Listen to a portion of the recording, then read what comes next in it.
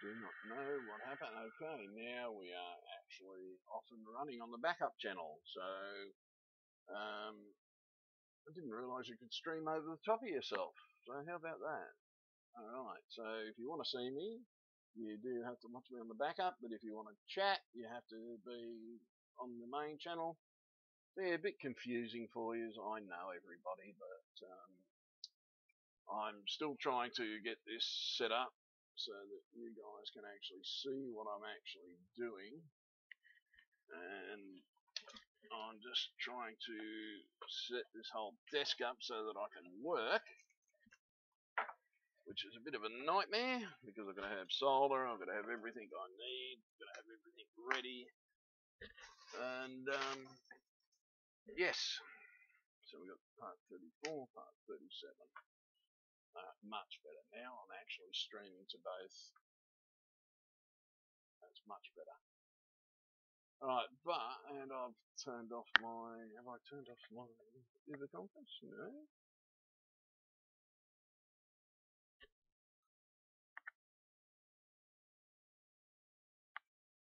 So the Uber conference is up and running. Was. Okay, there we go. So Uber conference is up and running, everybody. Shift again, James. What do you mean, did I shift again? Okay. I'm not going to go into shifting at the moment. I'm sick and tired of shifting. So yes, it's sort of, I want to get this printer finished and everything like that. We've got the issue with the other bloody printer, which is still pissing me off to the maximum. And yeah, so it's just been a literal nightmare at the moment. For some reason, I think I'm killing computers here. I'm overworking. I'm giving them too much work to do, and they're not liking it, unfortunately.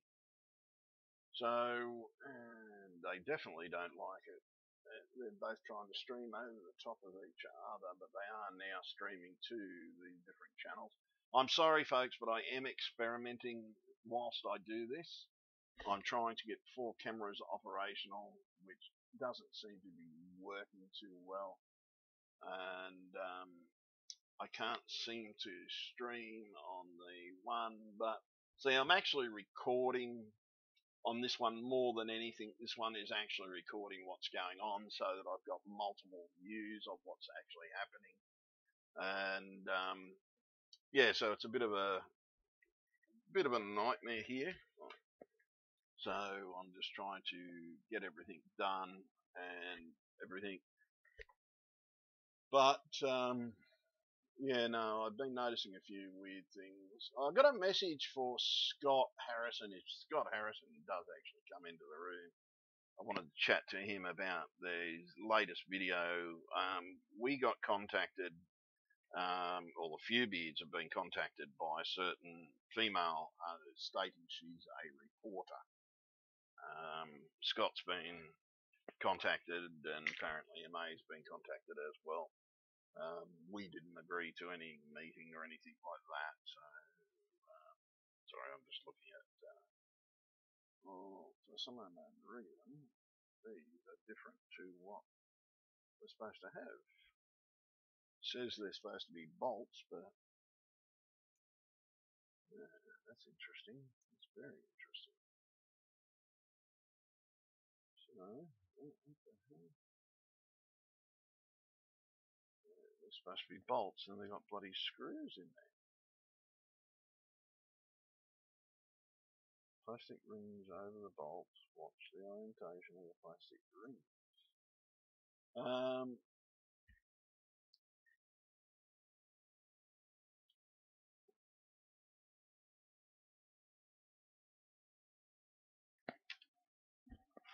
Okay, once again, everything is balmy in this kit. Tells you you're supposed to have stuff, but we don't have exactly what is here. So we've got the controller board. Oh, what have we got in here?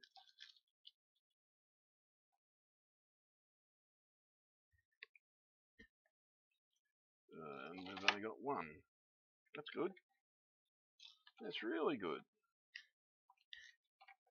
Did I drop one when I opened it? Bloody hope not.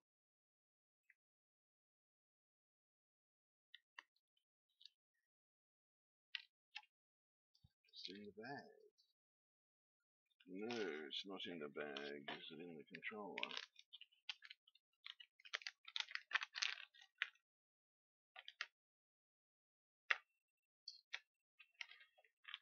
Damn it, damn it, damn it. I hate it when you open stuff up. They put little things in big boxes. You open stuff up, you're not expecting them to be in the big box, you'd expect them to be in the little bag, and hence there's no little washers now. So I now have to find my box of O-rings and use an O-ring on it. Because I do not think I've got a hope in hell of actually finding it down there. You want to help me look? I'm looking for a little ring. Yeah, what a nightmare. That sort of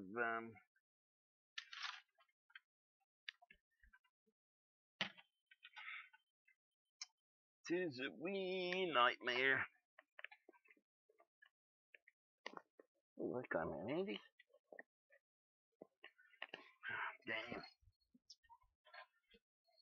They put the smallest components in a big box,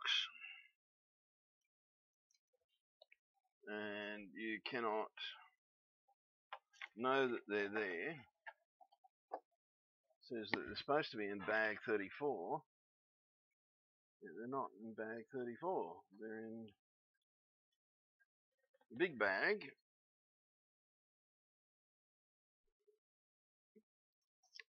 So now we're going to have to find the component.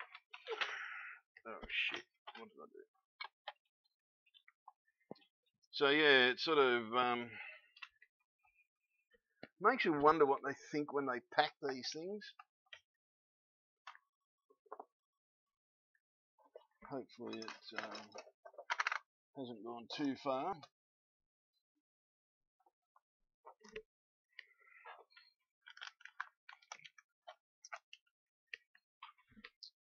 Yes, makes you wonder, folks. Makes you wonder, as you can see by the light.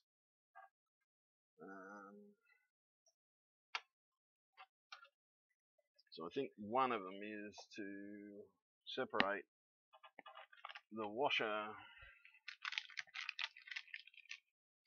on the board. That might be something I might be able to purchase tomorrow.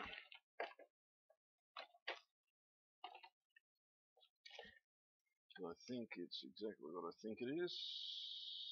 Yep, it's a board separator.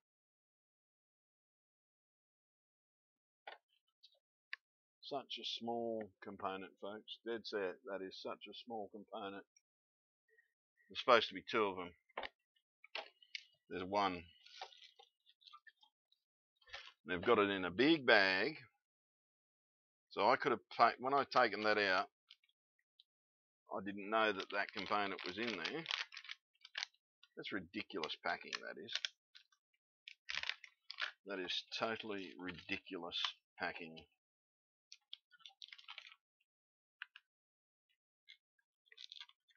So,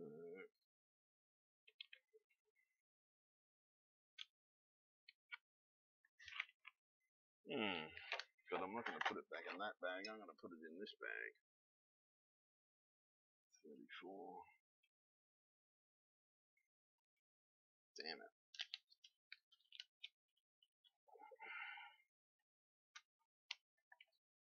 So it's a wee little example. Yep, and it goes exactly into there. How could I guess? It's what holds that tight and stops it from doing it, but they've got the wrong pieces.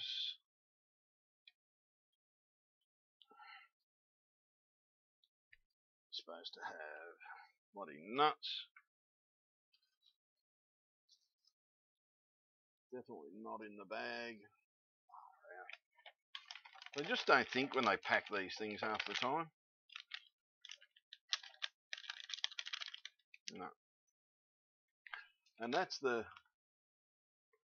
printer board.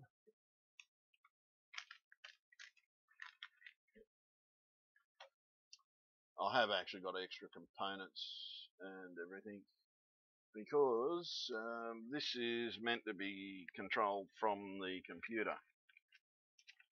So when you actually do this, it's designed to control from the computer. But what I have done, I went out and bought a little.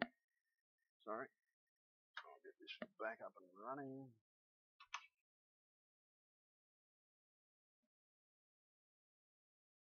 I went out and bought this nice little piece here. Those that want to see. It's a standalone controller so that you can bring your parts across. It's got a LCD display on it as well, but I'm going to swap that LCD out today. But it's just on top of an Arduino. And I need the other camera operational, which is not working. So what it is, it's just basically on an Arduino board.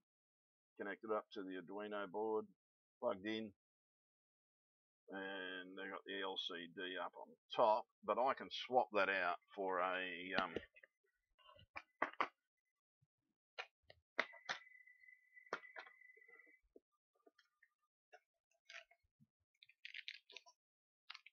touchscreen if I want. Okay, but swapping it, when you start doing stuff like this, folks, you start going into very high complex operations because you're swapping over components altogether that change how your setup is, change your things. You don't do this all at once, you do this in steps when you change stuff like this. The first step that I'll be doing is setting it up to take the other one. But see, I know that okay, that one's not going to fit. That one's not going to work too well. So I put a bigger screen. I can put a bigger screen on it. So I go most probably the next one. That's a little touch screen. And what I'm making is I'm making a. Might sound weird. Might sound weird, but that one I bought to make it a little. Take with me wireless computer screen. So something I mess around with the Raspberry Pi and things like that because I'm learning Raspberry Pi. So that's the setup for the Raspberry Pi. Can't believe that they put that bloody thing in there like that. So, but yeah, no, you can adapt that onto the thing. It's got the setup so that you can put an SD card in there and transfer your designs across, and it's got pretty much everything in there. But a few mods and everything. So, and talking about mods, it just happens to have that piece that I is missing. There's one of them on there, so might be able to get that. We might be able to get that after all. So today's just a setup day, just showing you what I'm doing, getting it ready for the big put together. I will be doing a few things with it. I was hoping to get the thing set up. Nothing in there that will fit.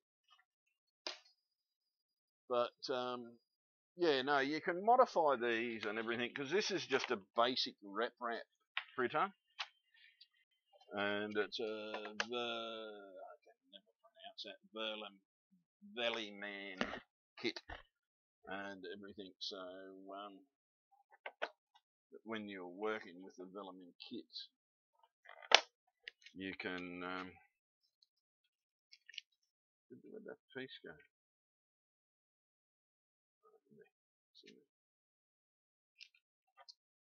So yeah, it's a nice little bit of kit that you've actually got to physically assemble. You go through, you check everything, make sure that you've got everything. You should always check your components. Heat. That is for the hot end setup. Oh yeah, we don't lose that little bugger.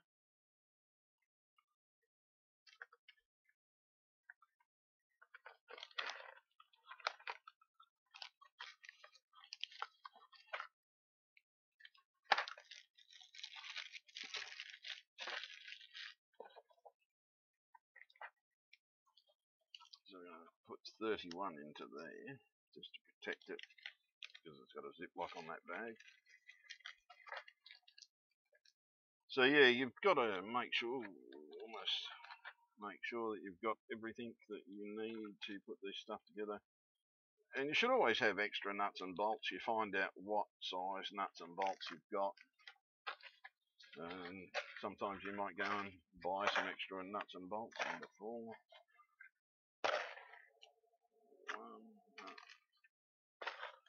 Number 34 is yeah, a bit of a nightmare here. Just trying to find if we got any extra components in here that we need to know about. So that's never been opened. That's good. 34, 37.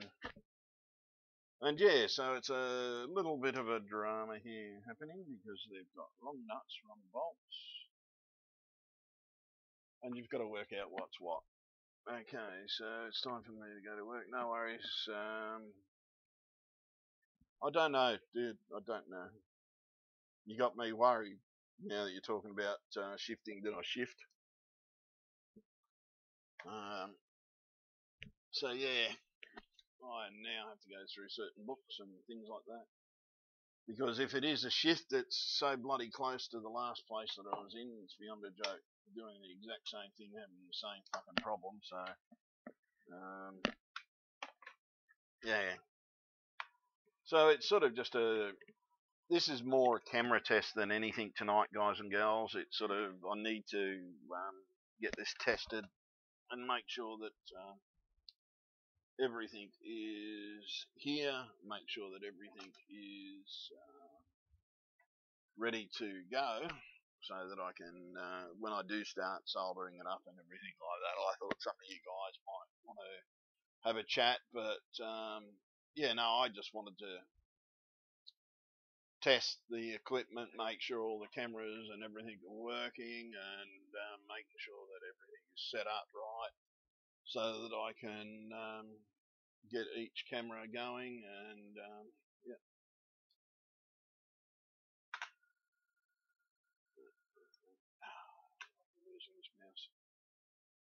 Yeah, so it's just a simple matter of just sorting it all out and getting it all going.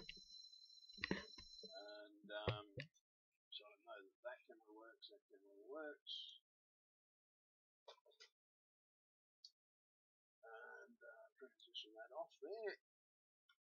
So yes, it's a simple matter of just getting everything going, as I said. And I wanted to make sure that everything did work before I started doing that. But I thought, yeah, you guys can come along and have a chat with me if you want to have a chat with me.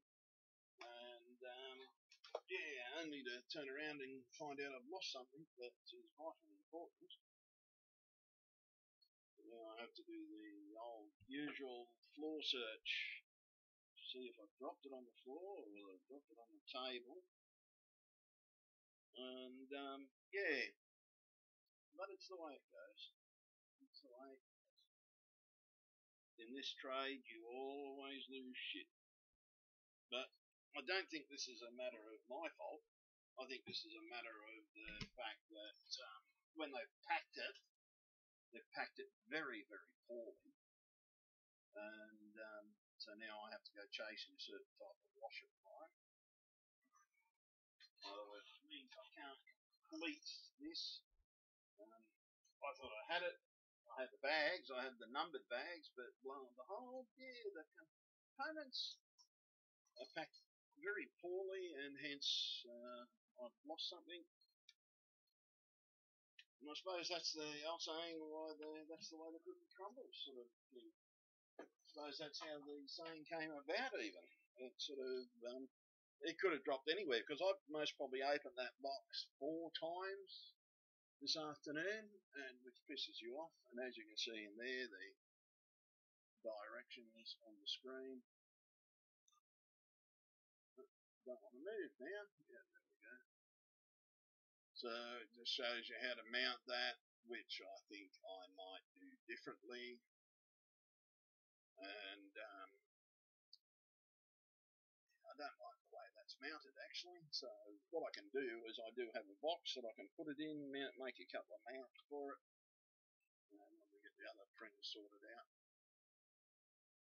But I'm at the stage with this other mob, with the other printer, that I'm seriously about to call it Hong Kong police. I really am. It's sort of, they're full of shit. Like the fact that they're offering like $20 refund tells me that they're fucking thieves, and very dishonourable thieves that as well.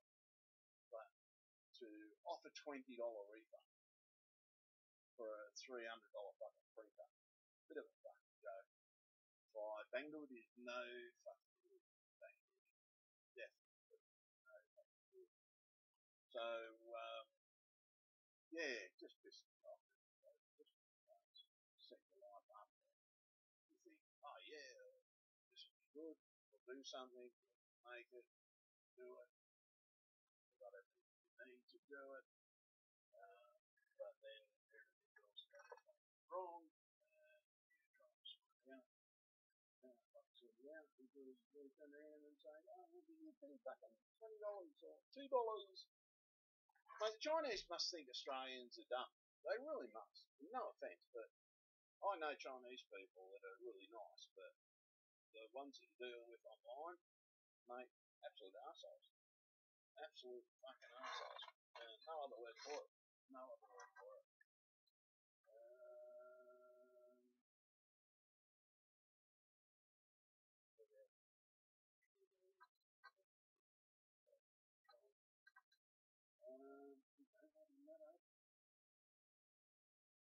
But okay, sorry, you're watching me on. Is that better, Greg? You're watching me on the backup stream, are you, or which one are you watching me on? Can't tell, mate. So because I can't get to the audio on the other computer at the moment, so I don't know what's actually happening. Depending on which one you're watching me on, Greg, I can sort of maybe jump on this one and try and fix it if I can get the bloody mouse to go over there. Actually, I'm going to have to jump over to the other computer for a sec.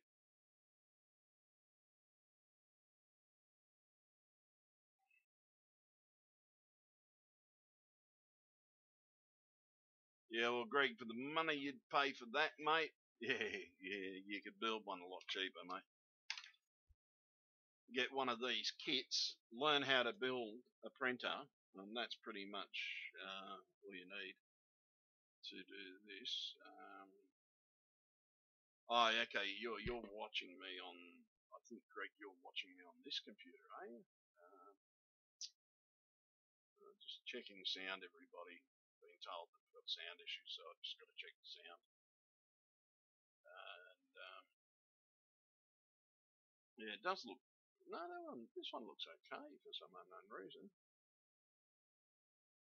But just let me check. And testing 1, 2, 3. Yeah, okay. It seems to be testing. Okay. That's bloody.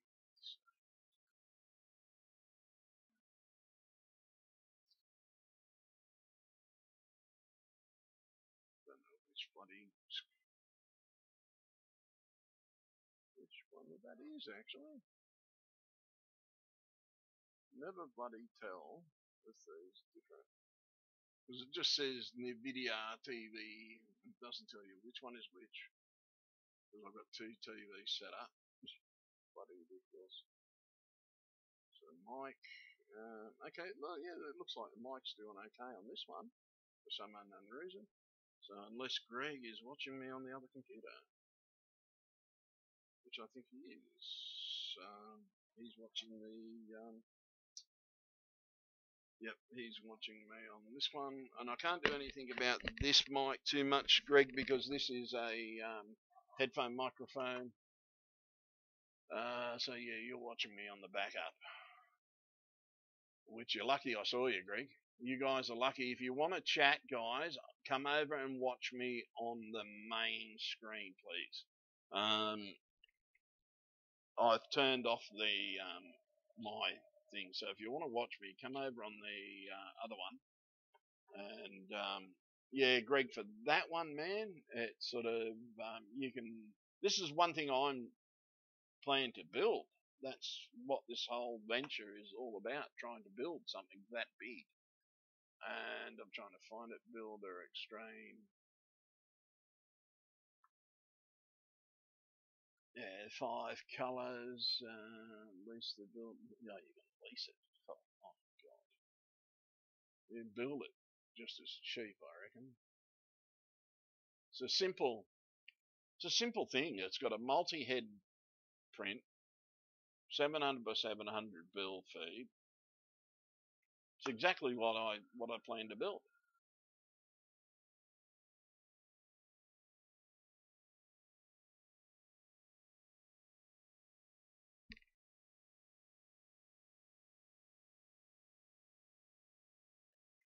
Yeah, that's just a young fella that's built a printer. That's all it is, man. These are that easy to build, Greg. You can build one of those just as quick as building this size. This size here is just as easy. And yeah, well, £21,000, man, you could build it cheaper than that.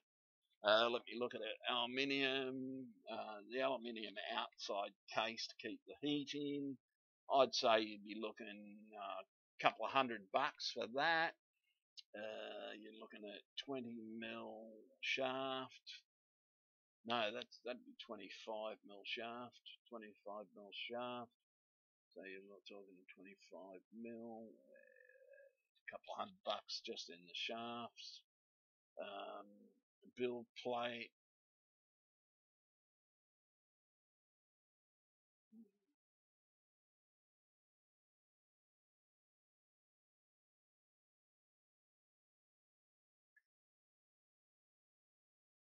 I don't think that'd be actually that good. I really don't. He's picked the poor design. He's based it on a MakerBot. Sort of, from the looks of that, that's wholly and solely based on the MakerBot. It's got integrated Wi-Fi. Woohoo! Integrated Wi-Fi. Dual feed. What is it? Dual feed system.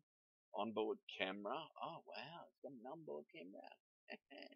Extremely big build size. Anybody can build a printer that big. Anybody. Greg, you could build one as a beginner that big. Really could. You really could build one that big. And it sort of. How did you find out it was £21,000? Did you apply for a quote?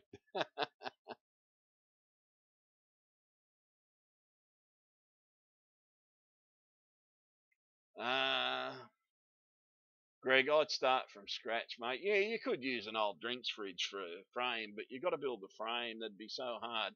See, he's built that, and I'd say he's built the sides and the back are separate. I can tell that straight up. He's using 80 by 80 channel for the frame.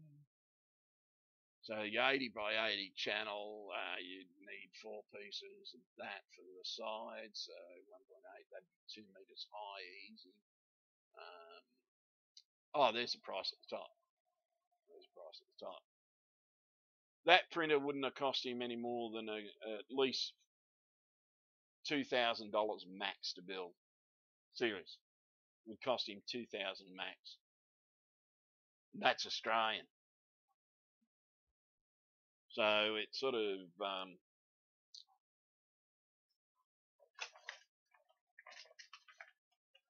damn, I'm spewing that I dropped that part.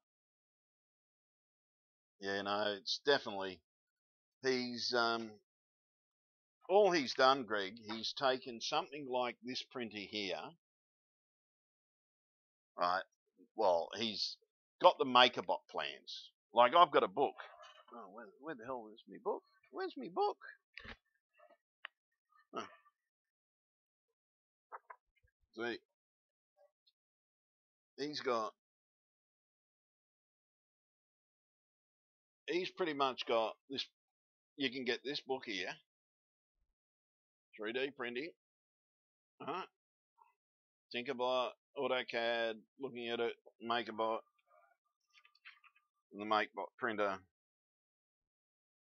Learn how the designing works, but see that pretty much just tells you about the software. Really, it's really learning how to use the software. It's a hard copy manual. It was by the way, that was the. Where did he buy this one?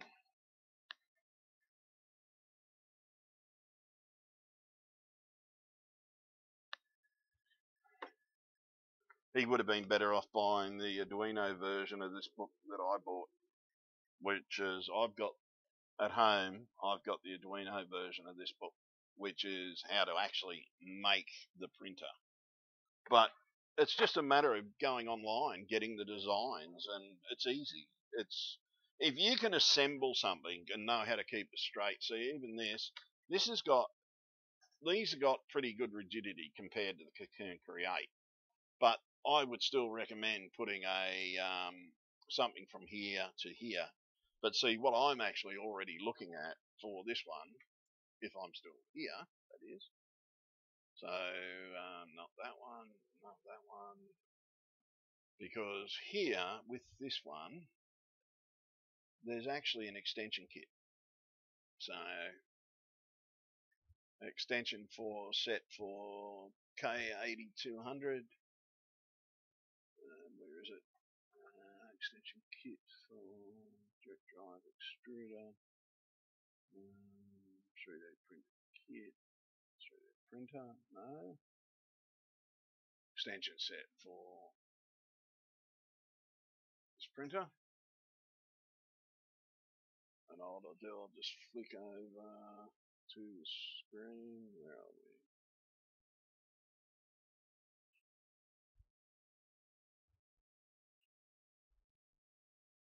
So that's on that there. If you want to look at what I'm showing at the moment, it's actually on the backup stream. So that, yeah, I can sort of show you there. I think I'm the right camera to show you that. Bit of a unusual thing. So you can get a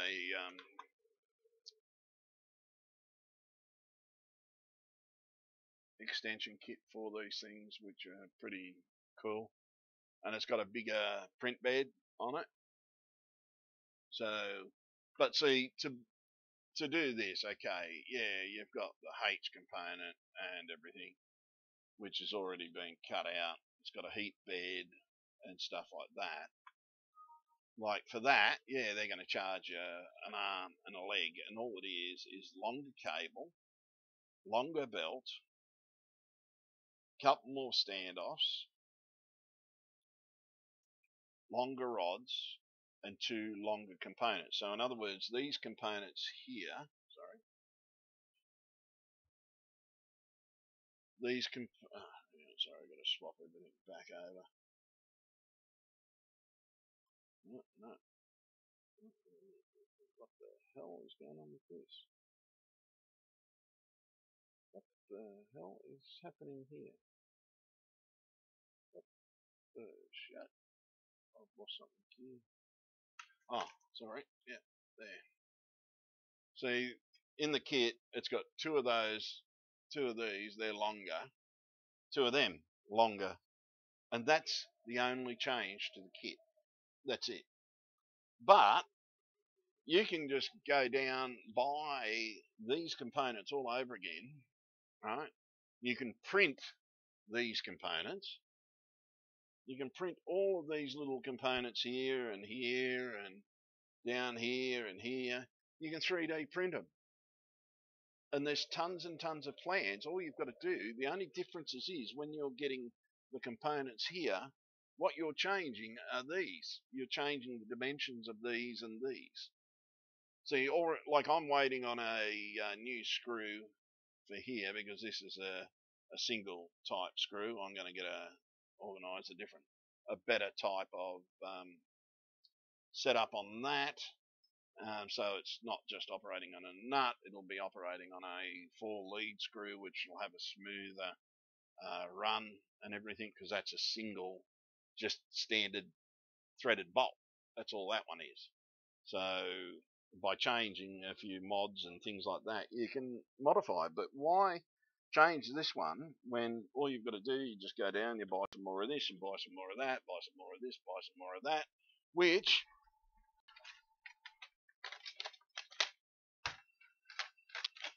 we already have in there to build a bigger version of this. I've got enough in that bag to build this much bigger already. So I've gone out and I've got the components already. The lead screw, yeah, that's longer. These, they're longer. And see, like I'm going to have to redesign the bed and things like that. So, like I'm already thinking about modifying this bed, putting some different types of things on it, putting a spring on it or something like that. But a RepRap printer is a lot better. It's a lot better. Yeah, well, that bed is the new bed. Yeah, it's 400 by 215. So, in other words, what it does, it increases one of your dimensions by 200.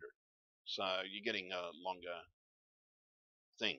But you can make any bed any size. But see, this type of printer, you don't need a really wide sort of printer, because see, this printer here, this goes across to here, and it operates on that basis as well as this basis. So the head on this one stays stationary, but you can get ones that the head moves. But on this particular model of RepRap, this goes up. That's the thing to make it go up. I've got to get it up in here. So, but yeah, it's just whatever type you want to build. This is called a Cartesian style printer. The Cartesians is one way to do it. The Cocoon is a Cartesian, but it operates similar to a Core XY printer as well. But this is a Cartesian fixed mount. That's a Cartesian movable mount. There's so many different versions of them, and the one that is screwed, that all the parts didn't turn up and we can't test, that's a Delta printer. And then you've got the MakerBot, which is the one Greg was just showing us there. That sort of printer is a lot better and everything like that. It's the base of that comes down. See, this here, the bed, is that it starts up here and then comes down. The difference with the Cocoon, it's the head, and same as this one, the head is what goes up and goes down. But on a Core XY, the Core XY, the head comes down, stays fixed like this. That may have, you can have a Core XY that operates on this sort of setup, or you can have a Core XY where the head moves across while this only goes back and forwards. So there's so many different types of setting up your printer, it's beyond a joke. 3D printers are fairly easy to build and fairly easy to modify, fairly easy to design your own. There's a, like, get yourself, like, if you're going to get into it, Greg, get yourself, that book is a good book, don't get me wrong, that book is a good book for a beginner. Someone like me that knows software, and I don't even know why he bought this. It's really got me beat why he actually bought this book. It's stuff that I know. Maybe he didn't know that. Maybe he didn't learn about it at the time that he bought it. And but yeah, one thing I would recommend when you're buying your stuff, buy stainless steel shaft. Stainless steel you're going to have a lot less problem with. Make sure you get a I think it's 4140 hardened stainless steel. Nice smooth rod. Like, this rod has never been used, and yet it's already starting to show signs of, like, gunk, but it's not actual gunk. That is actual build-up of the stuff. So you've got to get some steel wool and gently rub it with steel wool, by the way. Don't go too boisterous with the steel wool. I generally just use WD-40 and shit like that. So good, finally, good mate. But yeah, it's sort of it's strange that with everything that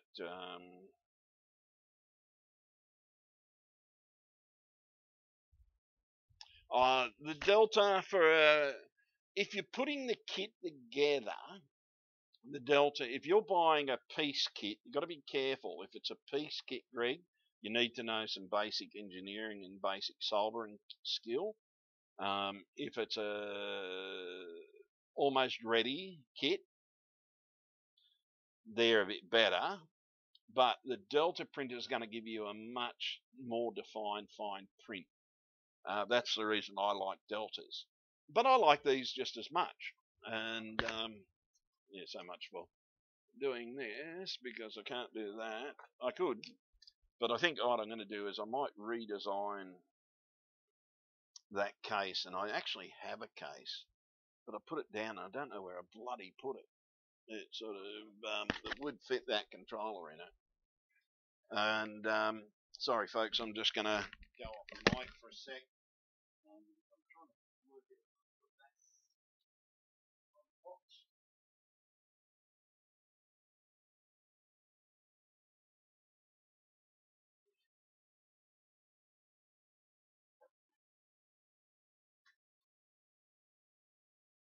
So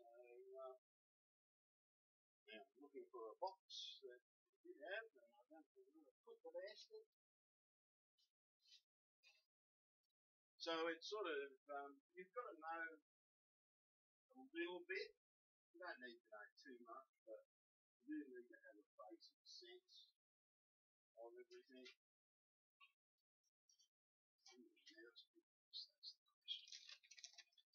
So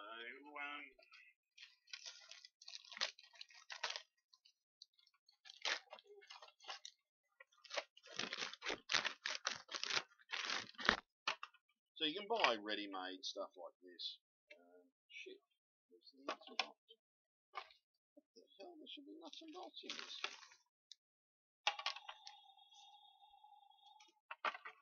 That's great. Nuts and bolts with this. Here's the front and back. Again, bloody things that. Oh, it's got a lot of nuts and bolts too, but it's got plenty of mounting spots. So what we do is we have to move switches. So yeah, it's a little bit fiddling with stuff sometimes. Sometimes you might be lucky enough to already have a box that will accommodate the component. And it's a matter of just finding out if the parts fit what you've already got. Damn, I hate it when that happens. It looks like it's going to fit, but then it just don't fit. Close. So bloody close. So bloody close, that's it. I can't believe how close this is to marrying up, and it just won't marry up to anything on this. What a bastard.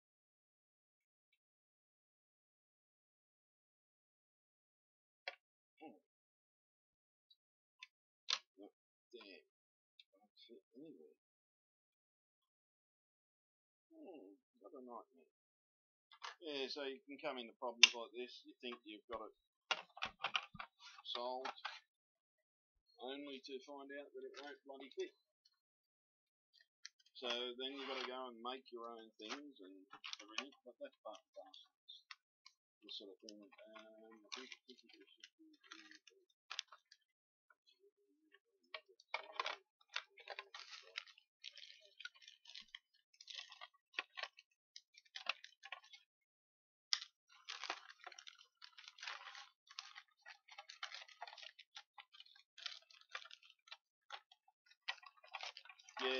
yeah,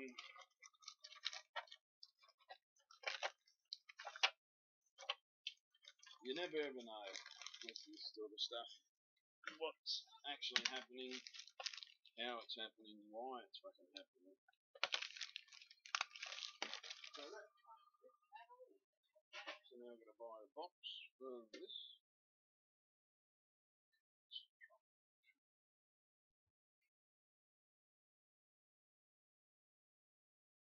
So the way it says, it really is.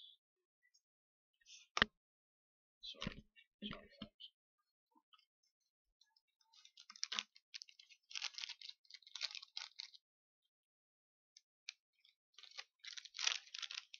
Always put your boards back in the anti-static bags, by the way.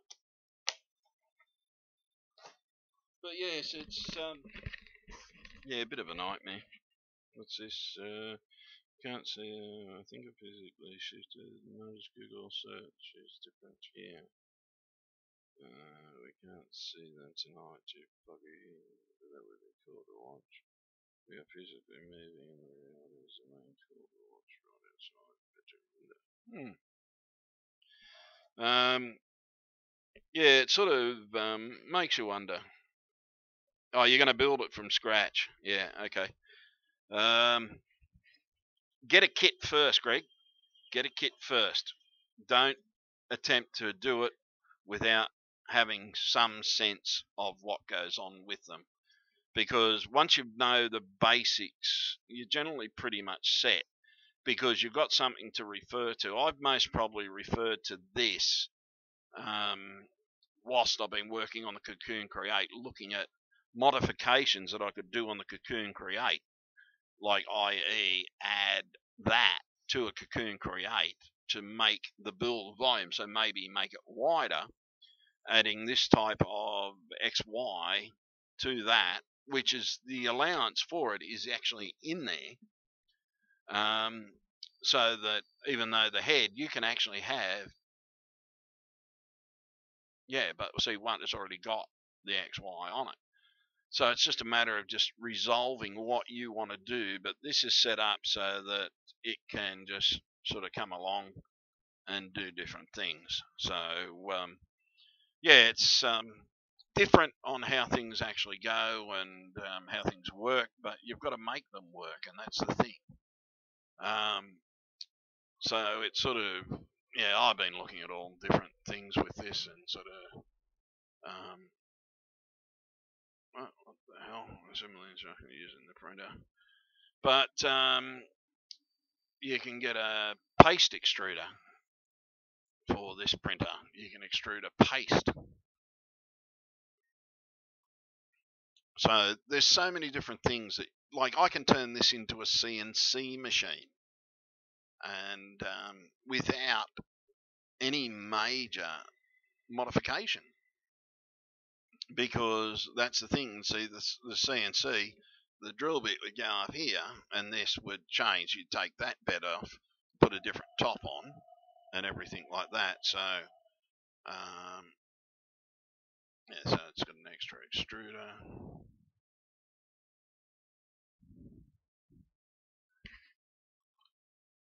Okay, need to recover the extruder step from the original. But yeah, so you can. Okay, for some unknown, I don't know what the hell they would use this for. Why would they use this? It's got me wondering why they would use a paste extruder on a 3D print. It sort of. So you just ask yourself really what's going on. You can add. There's multiple different types of printers that you can use, Greg. You got the Vertex Nano, you got the Vertex Delta. There's a Vertex Delta kit in here that you can build, but I'm still trying to work out what they'd use the bloody. See, oh, okay, I don't know. Can you see the screen, Greg, at the moment? Hang on,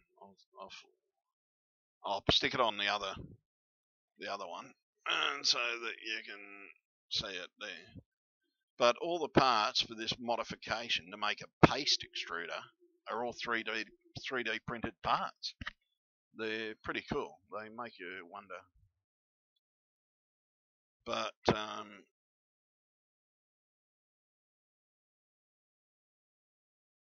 just thought of something. I could 3D print that part. Wouldn't be too hard. But I got to get the cocoon. I need the thermostat for the cocoon create before I can go in. I can't. I'm pretty much stuck until I can get a printer up and running. And I can get this one up and running when I find that bloody piece, or I'll go and buy that piece. So I'm going to have to do that tomorrow. But see, Greg, all those components, mate, they're all 3D printed. All of them are 3D printed. Sort of to make the modification. I'm just trying to what they'd use paste for. Why would you want to extrude paste? Okay. Ah, ceramics. Okay, so you can print ceramics. Okay, paste extruder. It's a ceramic extruder. Now I understand what they're talking about.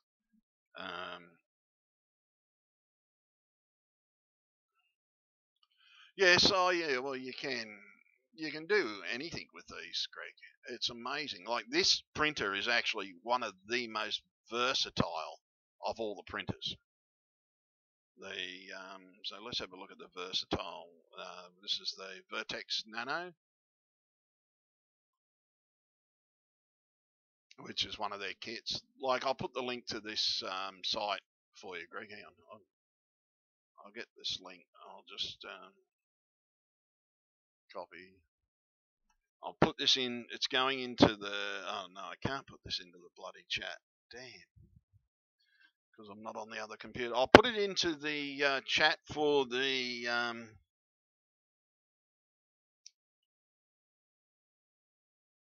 So on the other stream, Greg, I'll paste it into the stream. Go and check this side out. These are decent kits. It's sort of these ones are decent kits. I'm looking at the. I've never seen this one actually before, so I'm just trying to have a look at the Vertex Nano at the moment. There's no 3D.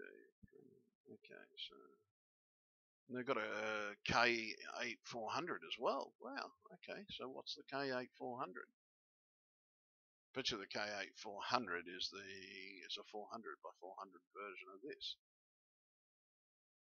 Using the printer, read more add-ons. Okay. Instructions for add-ons. Second nozzle. Okay, so you can. There are the add-ons for the Vertex k8400, which I'm just trying to look at. Parts glossy, assembling the printer. You always go to the end. Assembling a printer. Where are we? Power supply. Assembling extruder.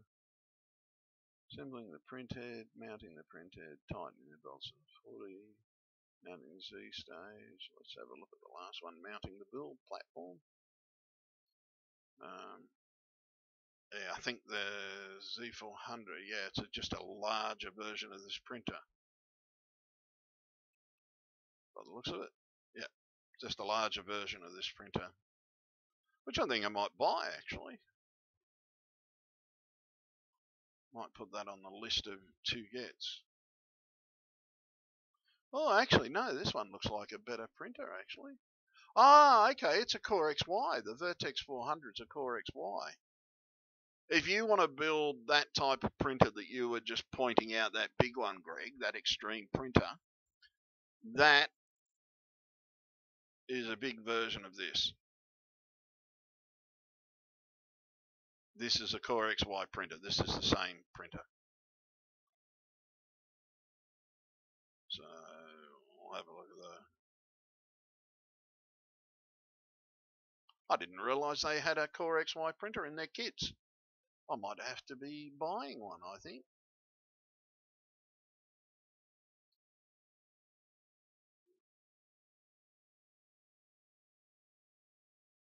Wonder who the Australian agent is, actually. So, that's not bad. What's in the box? So you've got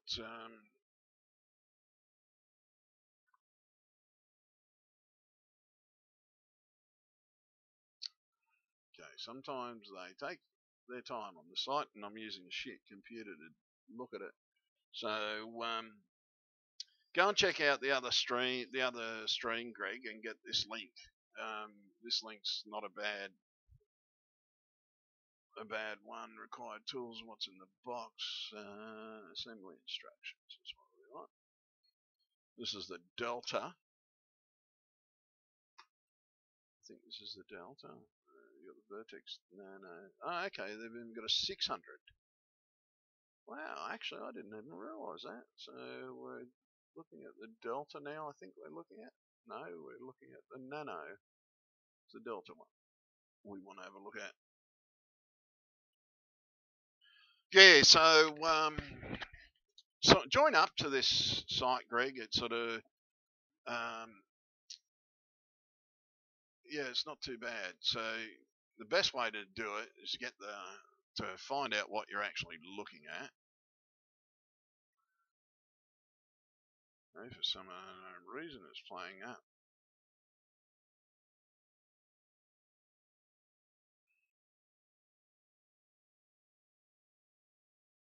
Yeah, this is a Core XY.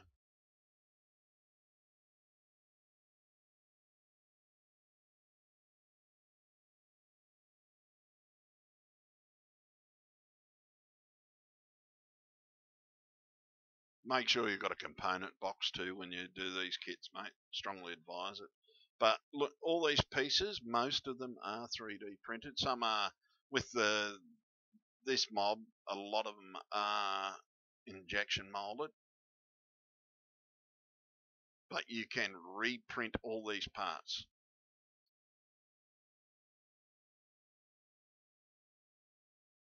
Now that's a much better print board. Okay, yeah, it is actually.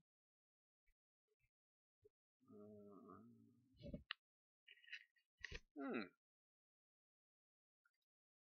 little bit more involved, which is what I like. Oh, yeah. Now that component there, that's what I'm adding on myself to this one. So let's have a look. Let's just copy these names and let's get them up on the screen. So we just want to. Damn, it's not going to let us do that. Okay, so let's go. Oh, we've got the K Vertex, so we'll get them up on copy. let's go up here. Oops. Let's open that up. So yeah, guys. Oh shit! Sorry, guys. Scared the living shit out of me. Just an alarm. Don't worry. Just an alarm. But yeah, no, it's sort of, I don't know what's happening, guys. At the moment, and I'm not joking, I am trying to avoid all talking in regard to the effects. I want some time. I wasn't joking the other week. I just need some time, guys. It's been 3 years. Been 3 years that I've been going through this, and as I said, this is the first reality that is so close to my reality. Okay, the Vertex Nano, maybe the Vertex Nano, is that the Vertex Nano? VM8600? Okay. Maybe the Vertex Nano might not be the best kit to get, Greg. Yeah, it's a really pissy little, okay, the K400 is not much bigger. I think we need to look at their build sizes, eh?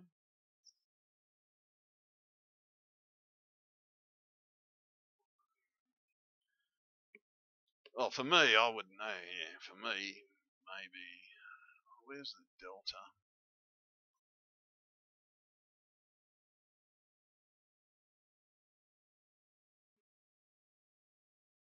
That's the Vertex Nano. Yeah, Vertex Nano is a really small little printer. Okay, so we've got okay,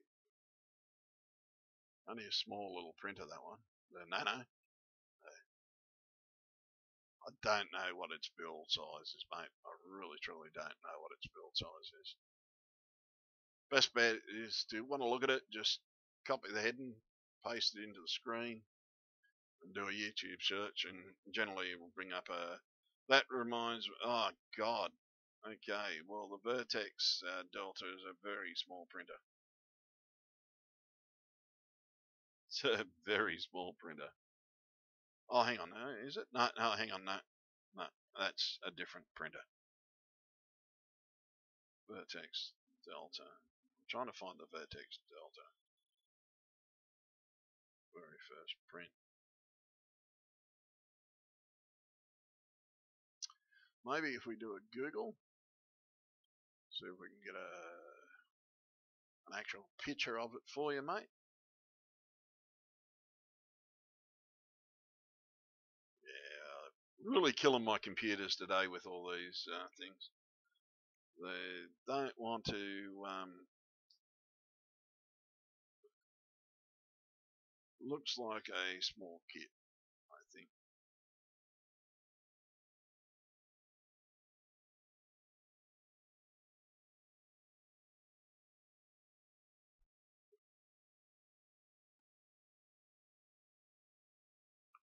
Hopefully we'll get some sizing and information, some better stuff. So other companies, looks like they've adapted to it. Okay, let's see what they've done. What's its build size? Oh, okay, it's got a basic build size. Its build size is about the same as this. So not a bad, yeah, okay. Amazon has got the printer. Yeah, Amazon has got the printer. By Amazon. Amazon has got the printer for, if we can get it up there, 815. I would recommend, Greg, going to eBay and try and get the same printer I bought, because I can tell you now straight up, the printer itself should be a good printer. Problem is, I just bought it off thieves. That was my problem. I bought mine off thieves. That was my major. Oh, don't tell me that's the one. I think that's the one I had. I think this is the one I owned. Down that, yeah. Let's have a look see at it.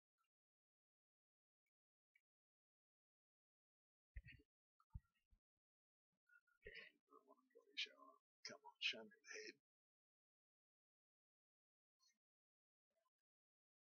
But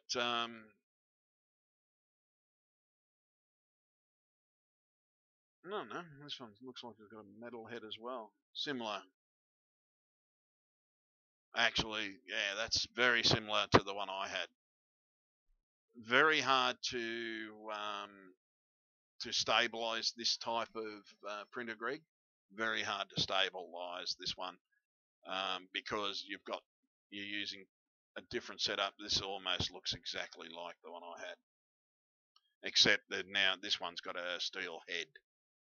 But my problem wasn't so much in the steel head. My problem was up here in these as well.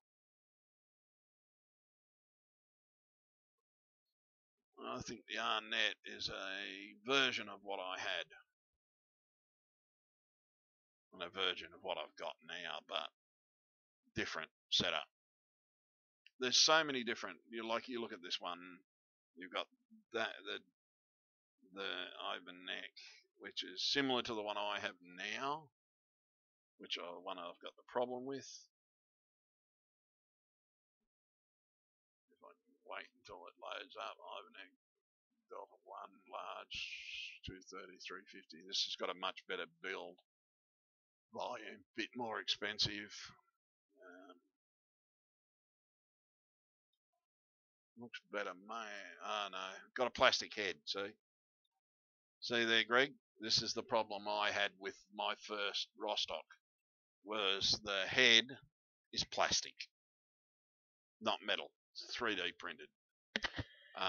You need a metal head like I showed you the other day. Those break, they cause problems, and it's got the right sort of shafting, but the problem is here is that head. It's got the wrong type of head base plate. Sorry, the base plate, not the head, the base plate. So many different names for these things, mate, it's beyond a friggin' joke. But all you can do, Greg, is you can look, and I strongly advise you to look, mate.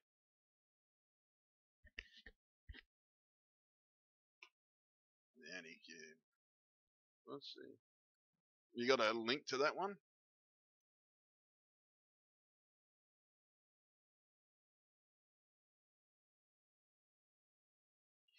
Yeah, it's sort of there's different. See, like looking at all these, there's a Core XY, Core XY, Core XY. Okay, that one I can't work out. Oh, that's a laser, desktop laser. That's a weird type of Cartesian. It does have its own name, that style of printer, very similar to the if you're going to buy something like that one, Greg, you're better off buying the Cocoon one, because at least you know that you got some sort of comeback with that one. It's way too large. The link, okay, yeah. Put the name of it, the full name of it, and I'll search for it. But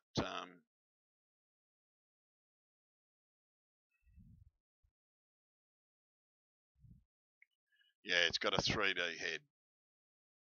The head is plastic, 3D printed. It's the same build board that I've got here. So there's all different types, Greg. They're all based. See, there's no patent on these anymore. And that's the thing. It's sort of, once the patents go, anybody can bloody build them. And that's what we do now. So the problem with this one here is that there on this one. Okay, yeah. Okay, so I need to just double click.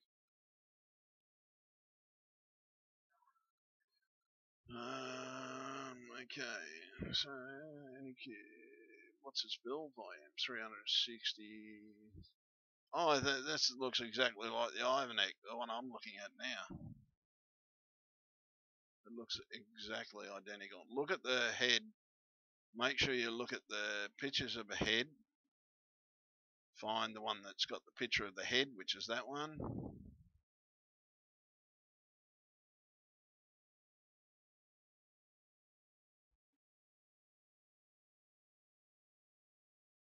carbon fibre rods.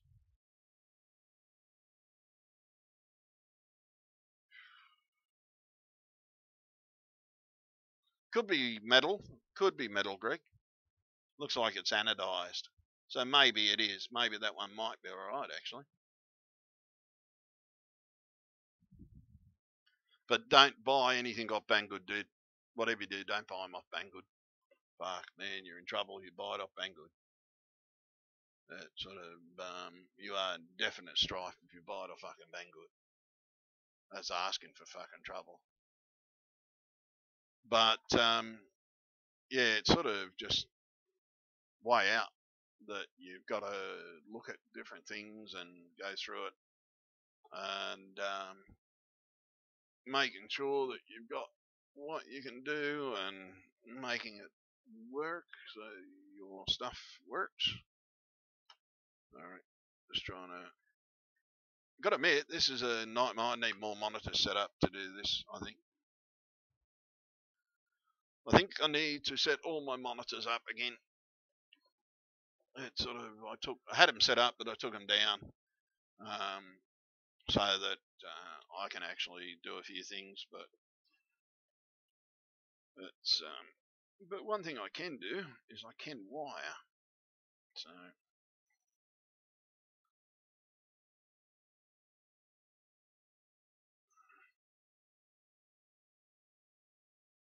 So yeah, it sort of makes you wonder. Never thought of that because I still can wire stuff up. Nothing stopped me from wiring stuff up.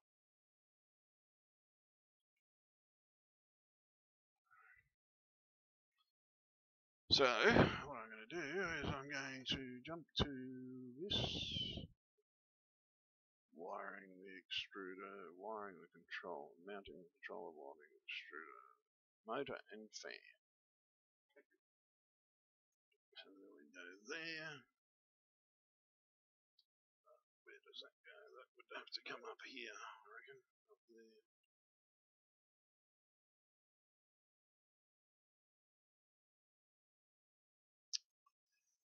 Okay, multi-label 40. What the hell? Take the multicolored flat cable out of the bag with 40. Oh man, which one though? Which one do we take out? We've got so many fucking flat cables.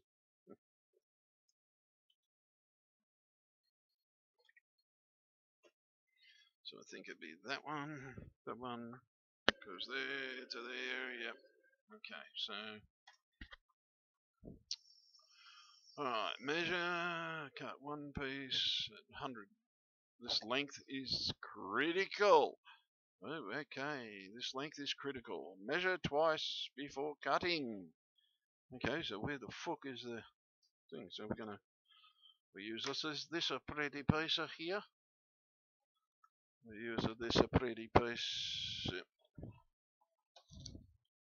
So this length is critical, but because we've always got extra wire, we're going to cut it longer. So how long is it going to be? 100 centimeters. 100 centimeters, that's 1 meter. Oh, so we'll go 110. I think we cut it at 110. Okay. What the fuck? Oh no. Oh no.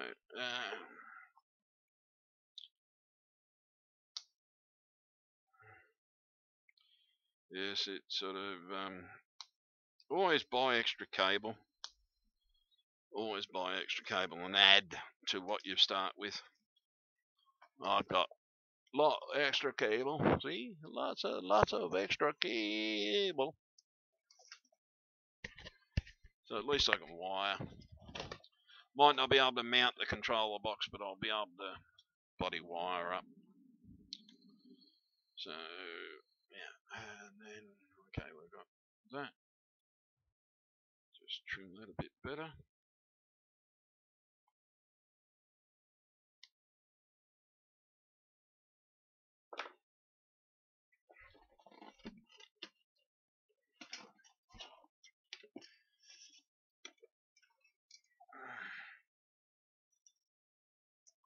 Don't know where that bloody piece is. I'm missing one of my extra hands.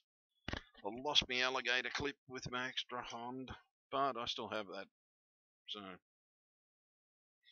it'll be on the floor somewhere, I bet. 10 to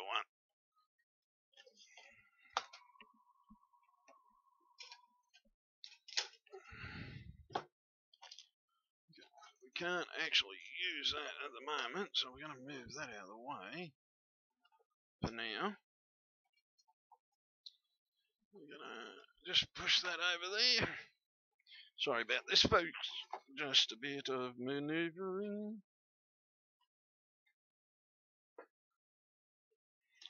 Kicking this in the guts, and oh shit, wrong one.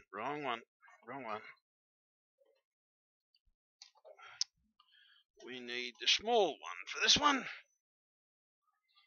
Need the little 30 watter.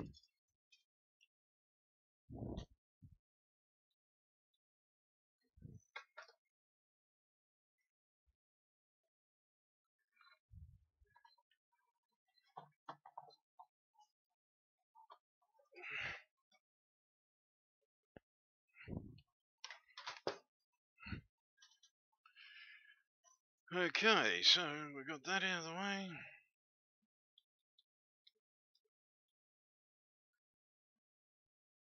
Just going to hang that up there for a couple of minutes while we do this. So yeah, it's sort of, you've always got to make sure that you've got everything you need. Make sure that everything is ready.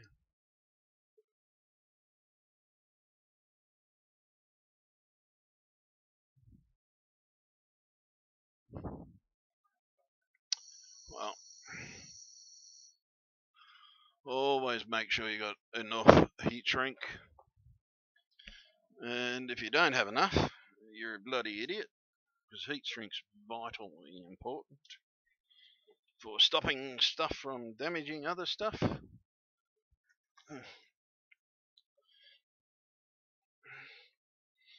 And if you're a good tech, you always buy it in 200 meter rolls. Yep, 200 meters. Best way to buy heat shrink. Cheaper.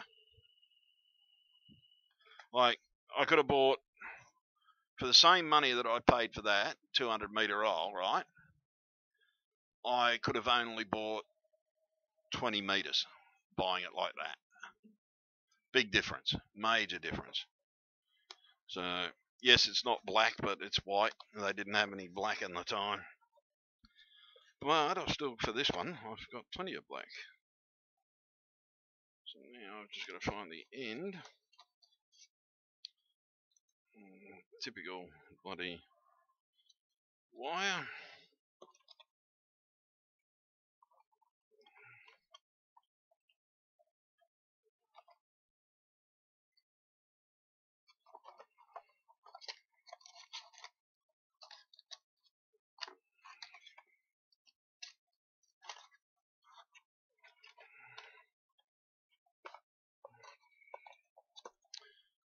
Only thing is with heat shrink, if you're using power cables, you want both black and red for your heat shrinks.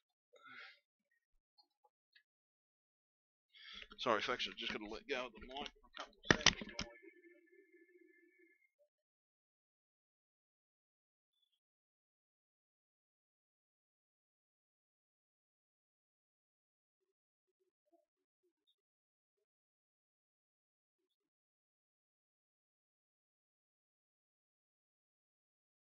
So yeah, sort of make sure you've got everything you need. It's a must to have everything you need to do these sort of jobs. Once you start, you don't want to stop mid-job. Well, for this one, white is going to be power. Because that's not 1.5, that's 2.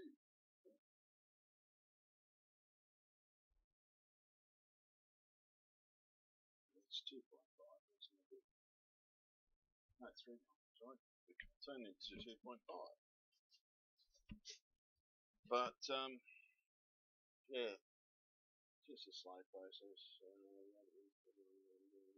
Yeah. Oh, you're going to scale up at Delta? Shit.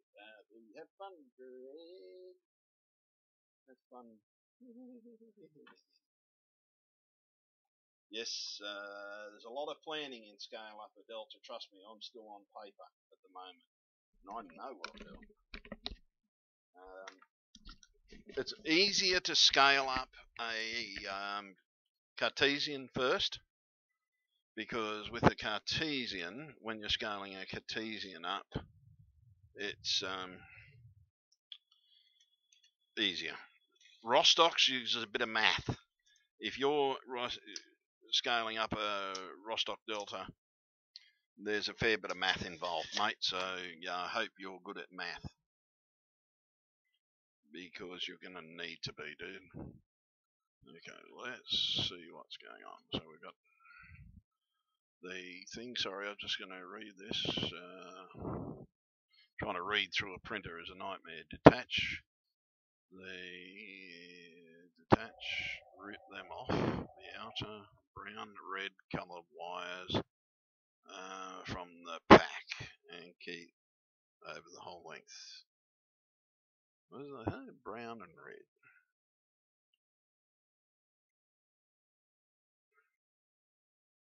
Hate it when they tell you to always get the two bloody end ones.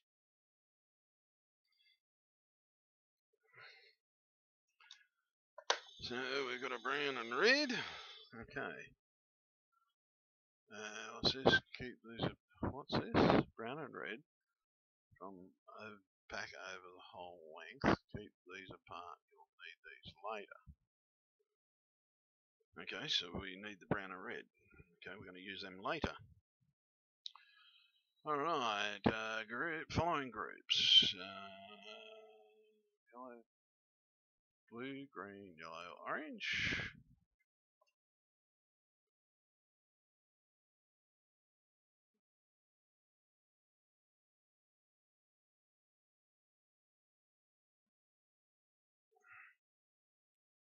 Bloody hell. Oh, I hate it when it's like this. Okay, so we got blue, green, yellow, orange. Blue, green, yellow, orange. Red.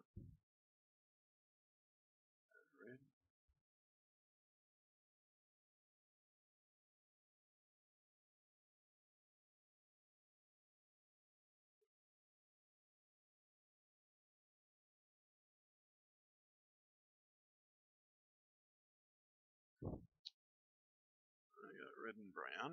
Okay, so we got red and brown. Then we have black and white. Yes, and we got black and white. So we've got to separate black and bloody white. I hate these things sometimes. Man, this is where you need your snips, which come in handy.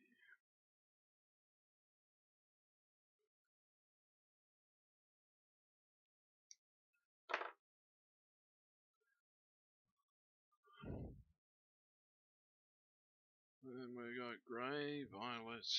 Okay, so we got white and black. So we got white and black and orange. And we have grey, violet, blue. Oh shit, grey, violet, blue. So we'll need the blue as well.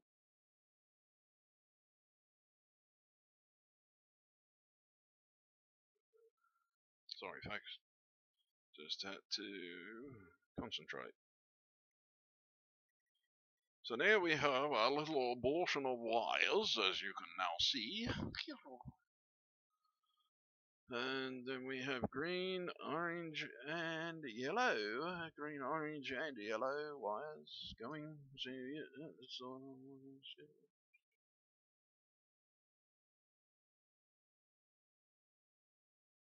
It doesn't have linear rails, does it?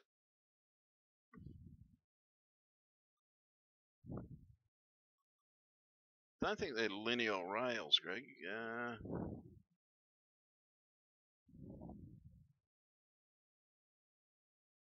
No, what they are, they aren't actual linear rails. They operate similar to a linear rail, Oh, actually, hang on. It does have lineal. Shit, it does have lineal rails. Holy shit. For 300 and something bucks. Actually, yeah, Greg, that's not bad. That does have lineal rail. I didn't see them. Shit, yeah. Greg, that actually looks to be a very good kit. Dude, that actually, I didn't see the lineal rails. So, yeah, that actually looks to be a very good kit, mate. Okay, so that's cold enough to move. That should be hot enough to tin. Is that hot enough to tin? Yes, and I know I don't have my head camera on at the moment, guys. Not, okay, so that's hot enough to tin. Alright, so that's done, And, what's going on with that? Yep. So let's check our group. Grouping. We're going to do this at both bloody ends. Shit, so that's green, red, yellow. Shit. Now, this is the thing with these things too. If you're looking at, I don't know which camera you're looking at.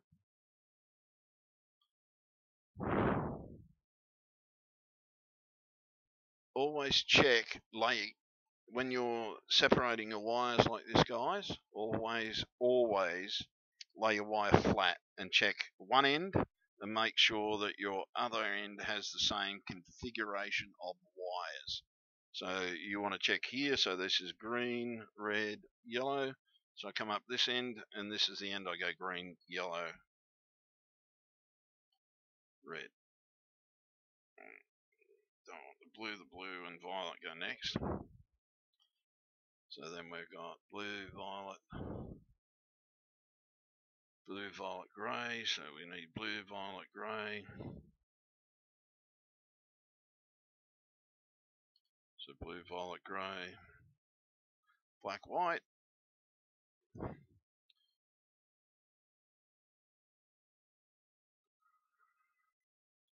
So black, white, then red and brown. And then just match it. So you run there and up there. So yep, that all now matches. So we've got our groupings correct. So always make sure you do that, folks. Lay it flat and check both ends, because if you don't lay it flat, you can screw up your wiring. Yeah, actually, that's not a bad printer, Greg. I might even research that one myself when I get my money back. I might buy that one instead. But first, I got to get my money back. Okay, so we got that. Okay, so now we take the next step, which is strip the wires from group. And group them together in the picture. Okay, yep.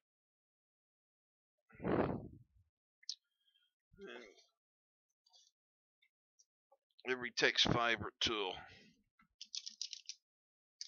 Wire strippers. Oh, I don't just love the smell of solder in the morning.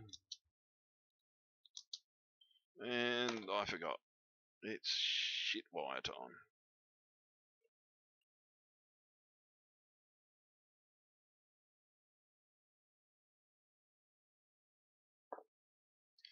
Hate pissy little wires.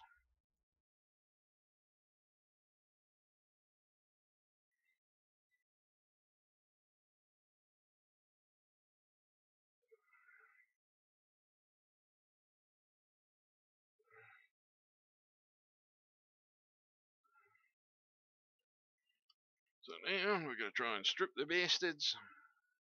I need a pair of strippers to suit small wire.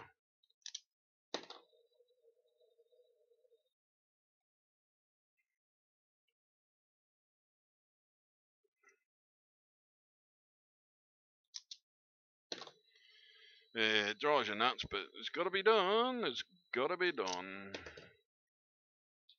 And the old twist. And that's not too good. That's a bit shit. Hence the reason why I cut it at 1.1 meter 1, just in case that happened. And that's why you always cut it longer than you need, because if that happens, you just trim and start again. So, but because of that, we're going to do the old-fashioned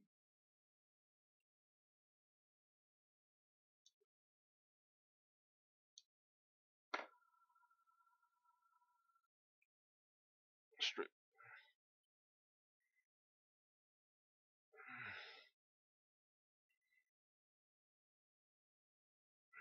Nightmare sometimes. Nightmare. It's just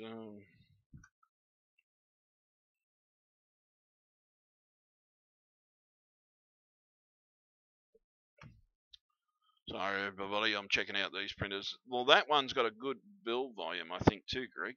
I haven't. Oh shit! I never actually looked at that. I was looking at the other one you showed me. Is it? Where is it? Where's the build volume? Yeah, that's got a. That Anycube has got a good build volume actually. 230 by 230. That's got a better build volume than the one I've got.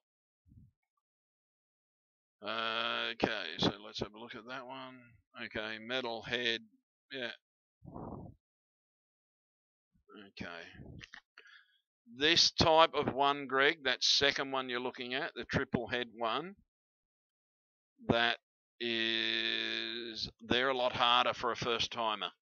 That's you're talking a lot more complex to set up. A lot more complex, mate.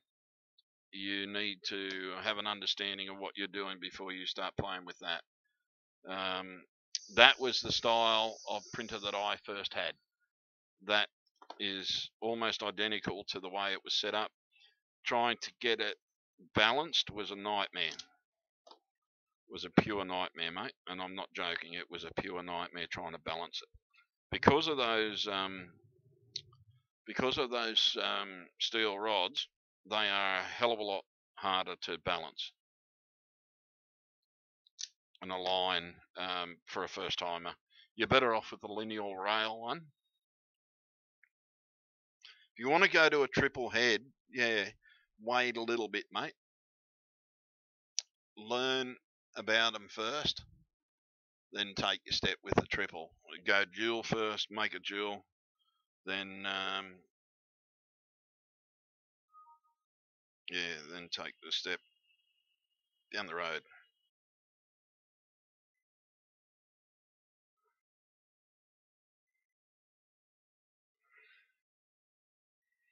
Yeah, sorry. Just playing with my little.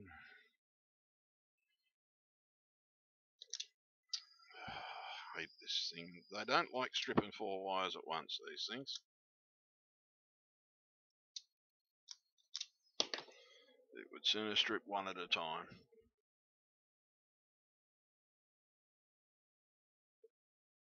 Oh, what? There's a review on it already, is there?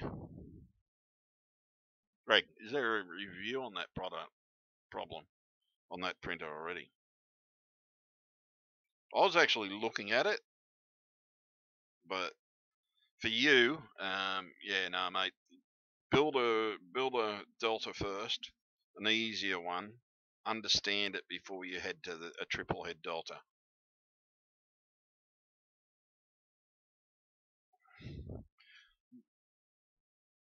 So where are the reviews? Are there any reviews or your versions?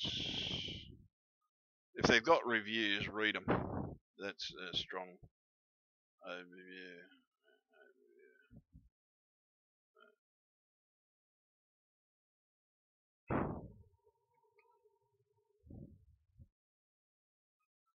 Safe and reliable.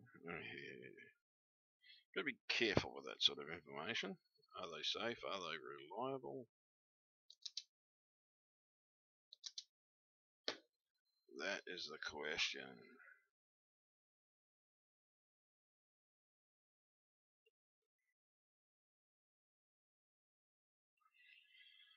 Yeah.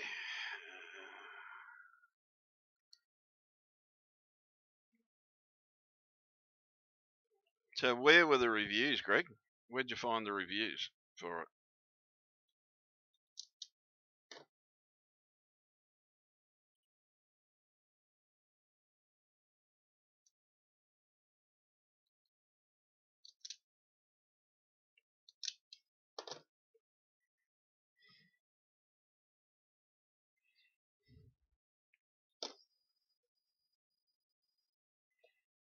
Sorry, everybody, just concentrating, just trying not to damage what I'm doing here.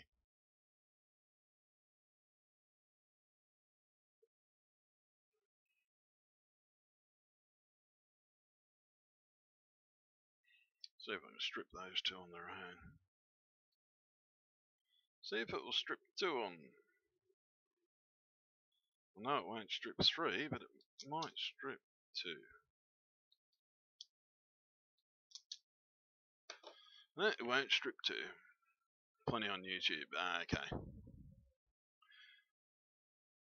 Yeah, you've got to be careful, mate. Always got to be careful. Always check out what you can. Otherwise, you'll wind up in a situation like me. There was not enough information about Banggood online, and I wound up getting ripped off big time. I wish someone else that had problems had done something like I did, make a bloody video. Would have been a lot more helpful. I wouldn't have trusted Banggood, but the problem is Banggood just appeared. Every reality just appeared that I've been in. So yeah, it sort of does make it a little bit of a nightmare.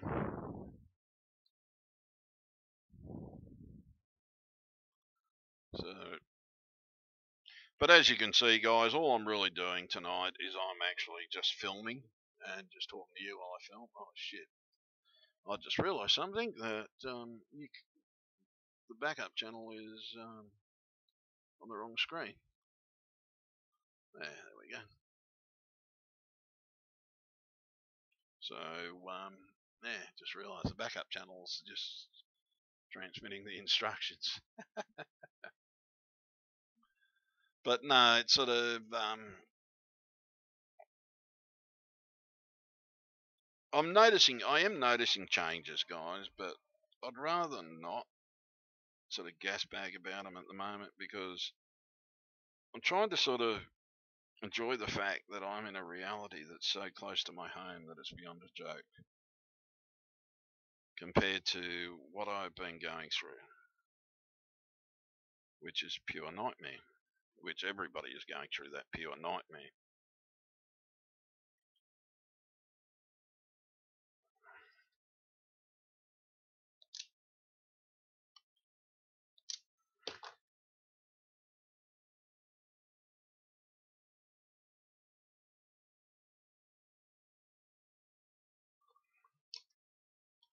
But I know poor Scott is having problems. He's getting harassed and bloody MA's having similar problems.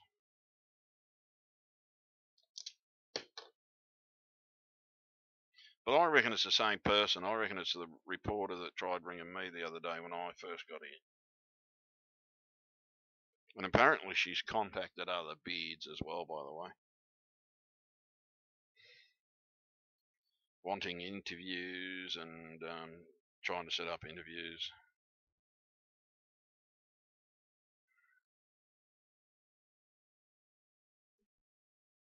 Is that the flat side with 4?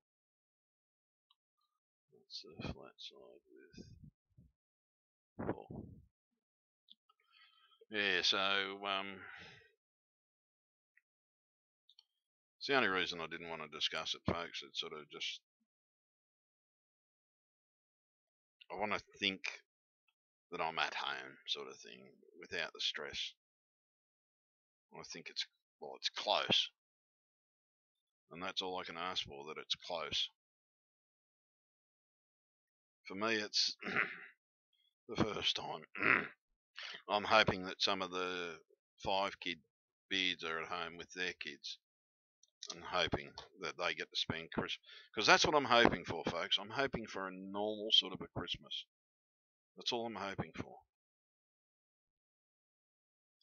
Just me, my son, going out, seeing my family. Because in this reality, okay, that's the difference, my daughter, in this reality. But as far as I know, he's coming to spend Christmas, and we're going down to see the parental.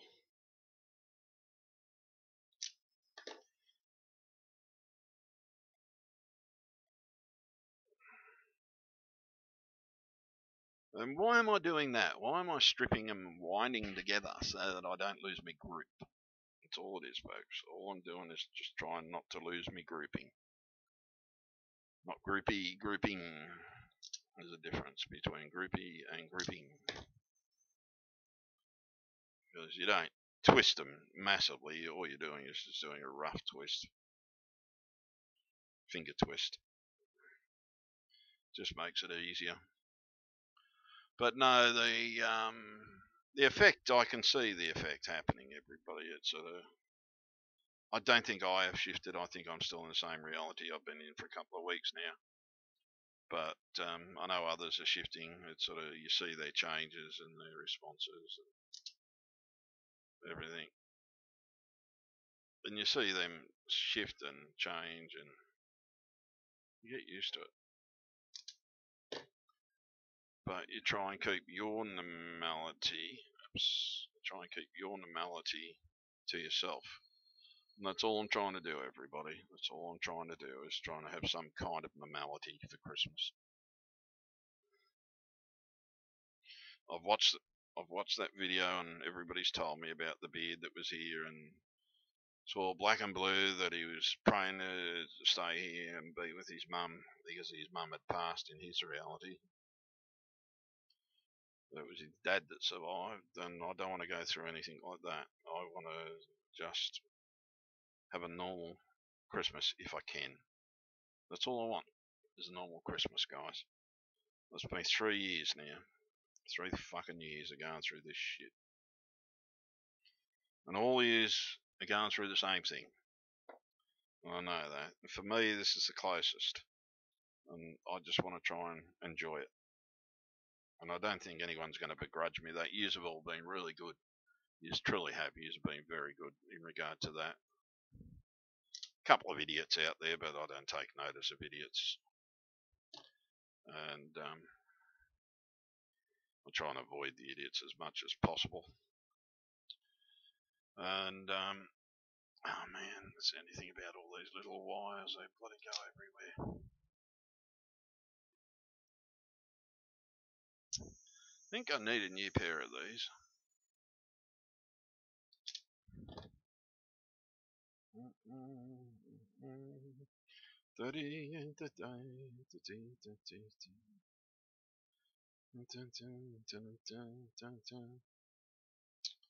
Two more to strip, 3 more to strip.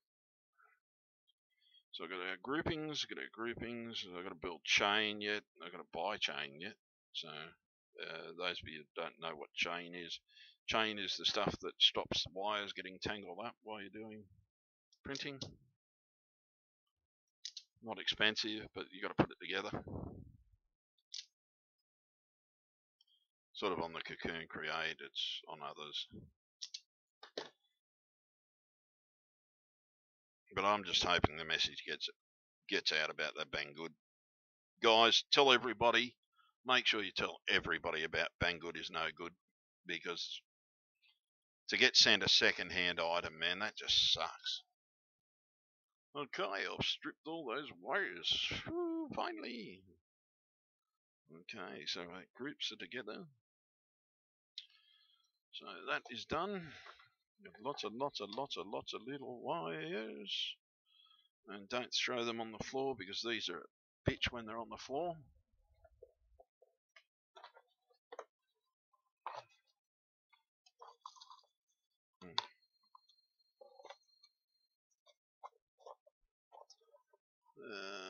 What can I put them in? I need something to put them in. There we go. A bag for rubbish. Even though I got the vacuum all ready, to pick all this shit up.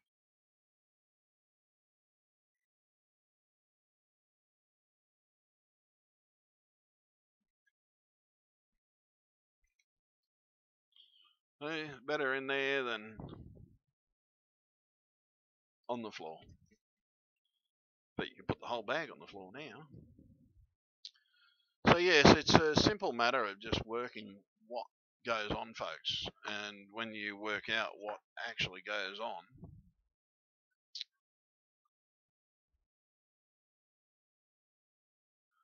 yeah. Oh, I think I'm not entertaining enough in this reality. They don't like me. Everybody's leaving me. Oh, don't worry me. Don't worry me. Super fast carbon M1. Oh, one of those laser type bloody printers that pulls up and yeah, they're a fucking nightmare. What's this? The carbon super fast 3D printer demo. Different type. You're talking with resins and yeah, be careful of resin type printers. They are a nightmare. That's this. I'll start there. DC motor. Someone's making a motor on the 3D printer.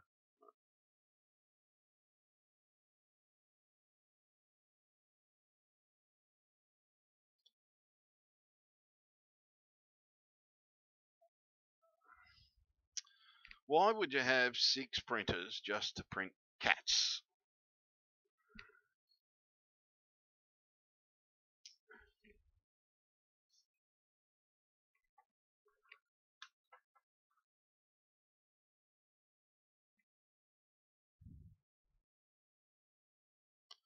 Just looking at a picture of an idiot. There's all these printers. Oh, 3D printed violin. Oh, electric violin.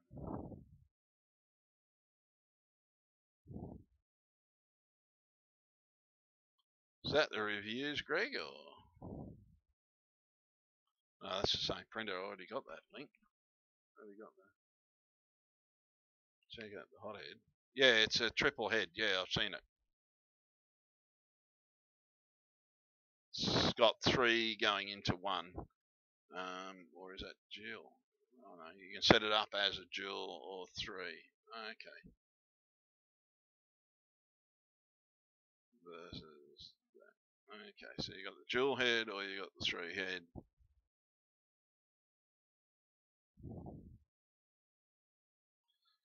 Yeah, there's multiple versions, Greg, that you can have and everything.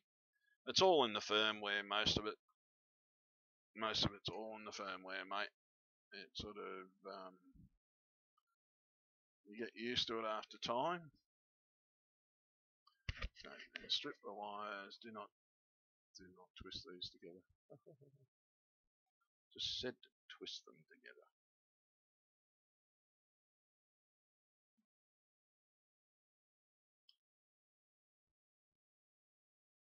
What the hell? Taking that from group 4. What's this?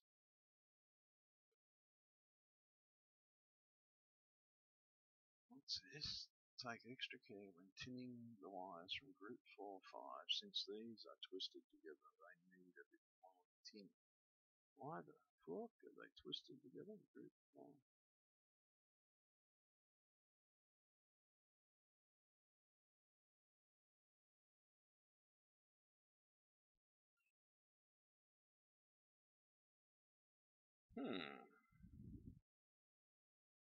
So why are they twisted together?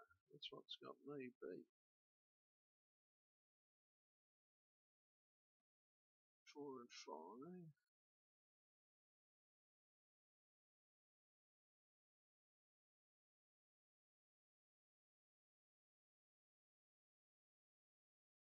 Now that is weird. That's very fucking weird.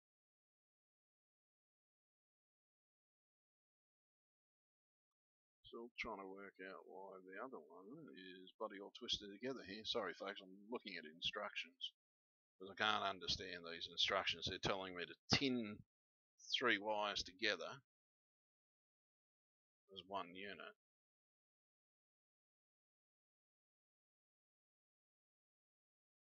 I'm trying to work out why at the moment because there's no explanation yet. Yes. When you do it, you should always, when you're doing wires too, you should always double. Should have the inner wire should be heat shrinked, and then your outer wire should have its own heat shrink over the top. And so you got to make sure that everything is right. I'm just trying to work out why in the hell they've got 3 wires tinned together, and trying to solve the mystery of why they've got them tinned together. Doesn't say. Okay, so you got the black, brown. Yeah, okay, yeah, we know that. So we go to there. We should come up to the mystery right about. No, not yet. Almost there. Okay, so we've got the 3 per group. Okay. Oh, okay, so why are they just thin wires together per group? Yeah. Take the board wire connector with 4 wires out of it, bag labeled with 40. Yeah. I'm still trying to work out why in the hell they've got those wires tinned together.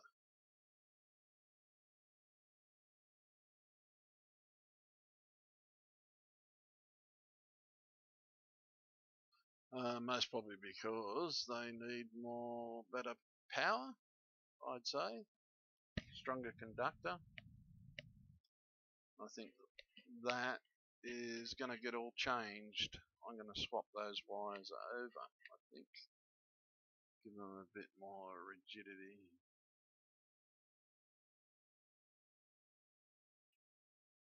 Put a high gauge wire on it.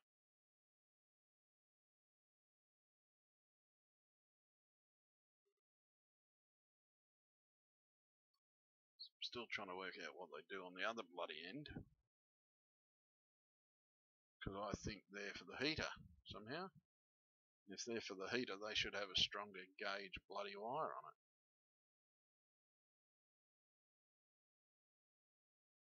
Okay, here we go. We get the mystery now. Here's the mystery. They're for the heater element. Or are they?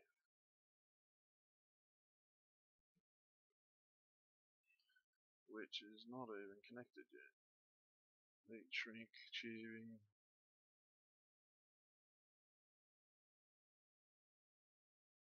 Oh, fan. Which one is the fan? So yeah, always make sure that you know what's going on. I think that those triple wires are for fan wires, the heater, and yeah, that's why they're triple them up. They're going to be for the heater. They're going to be for the actual head for the hot end. That's what they're for. In other words, they're too thin. So I might even strip them off the mat altogether.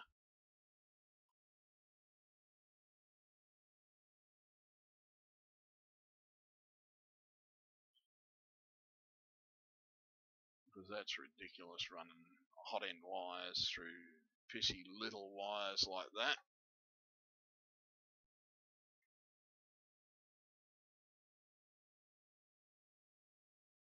Mounting the hot end, assembling the hot end.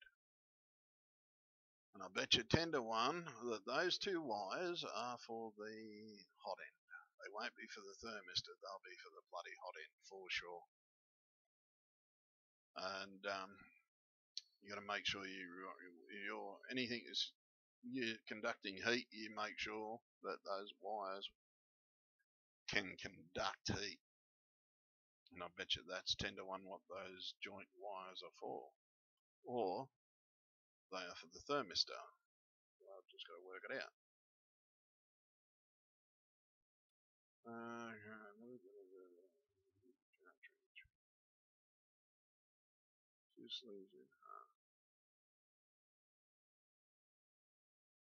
Yes, you've always got to make sure that everything is right.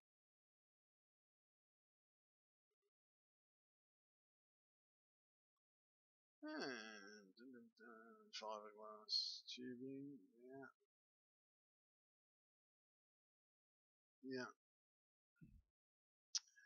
Hence that little picture there is why I've got special stuff to make my own washers.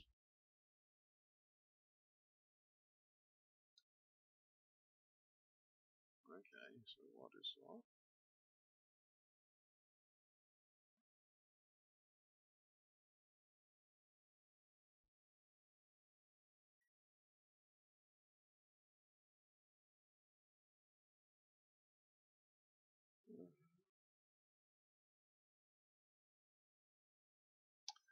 Okay, so that's a different type of thermistor as well.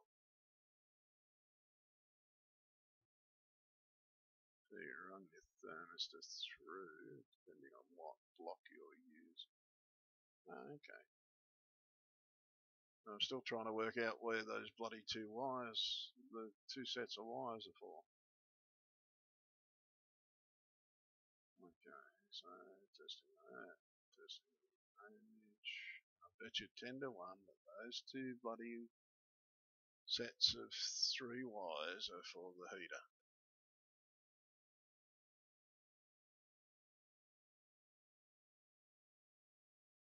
I think I might be rewiring this. Yep, there we go.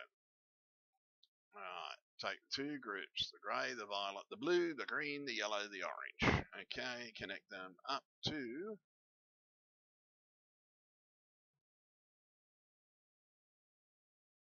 question is, are they the doesn't bloody show, will tell you what they're connecting to. Okay, tin the wires of the heater cartridge. Okay, yeah. I'm swapping those out. Those groups are now no longer going to happen. They are not going to be part of my wiring altogether. They're gone. They are gone. Vanished. Why did I just banish those 2 wires? Because they wanted me to run the heater on that. That's asking for a fire. Okay. Just found a problem with the printer. These 2 sets of wires, they are what they had to run to the heater to heat the hot end. That is purely and simply asking for a fire. That is pretty much what you're asking for. You use those, and very poor design thing. Instead of saying, go and, oh, why don't we just put in some capable wire that will handle the heat? Yeah, they'll handle it, but what if you've got your printer going for 20 hours? Those wires are going to get hot. Yes, they're separated and everything like that. Each one's taking a certain amount of load, but they're taking the exact load. They're running in parallel, taking the exact load, hence 3 times the amount of heat in that little bit of wire, because you've actually got 3 circuits going all at once. So hence, that's actually not a good wiring setup. That is a bad idea. So they have been removed from the motor setup. So what I'll be doing is, I've got some cable wrap anyhow. I was going to wrap them and everything. So yeah, not a good idea, everybody. Single dual 3. Yeah, so it's sort of you've got to be careful of that, folks. It's sort of, yes, it will run the heat. There's no 2 ways about it. That will run the heat to the hot end, but you're at risk of fire. They're not designed for that purpose. These are designed for internal circuit, not for heat. These are designed to take small load, not large load, and the print head is going to be designed for a hot load, and I mean hot, constant hot load. Those wire setup, not good. Not good at all. No way. Throw them away and get some better wire. Some power wire, because you want a red and a black. And thank God we've got red and black wire. We're just going to find it. So we'll wire that one straight in. to the setup.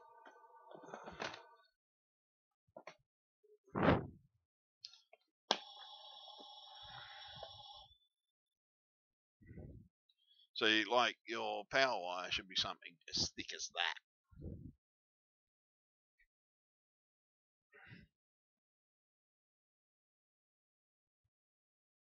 So it's just a matter of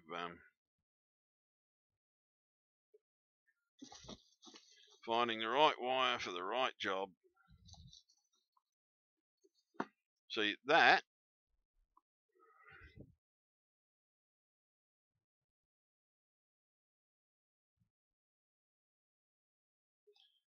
that's better than what there currently is. There. Black and red. Not long, but they're not long enough to do the job, but they're a quick disconnect is being added to it. So now I just have to find the bag of wire. So once I find the bag of wire, I can rig it all up. Bags and boxes of this stuff. But where I put it, that's the question. It's here somewhere. Got to take this mic off, everybody. So those on the backup channel, yes.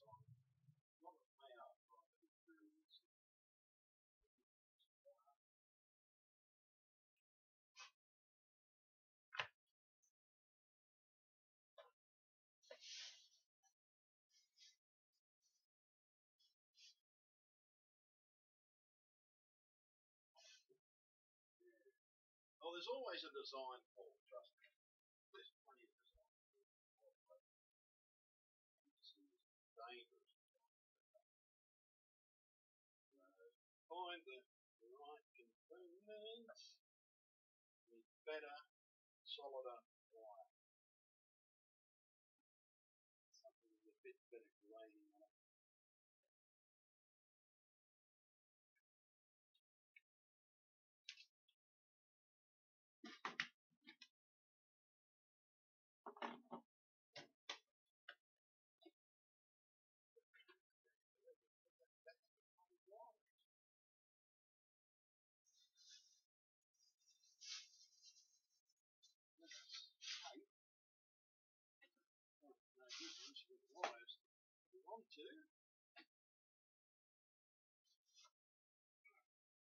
Bloody bag of it.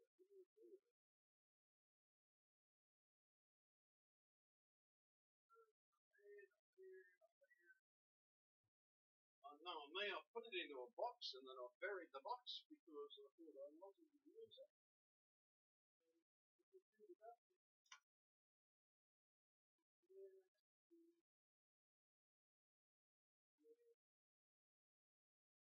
Interesting.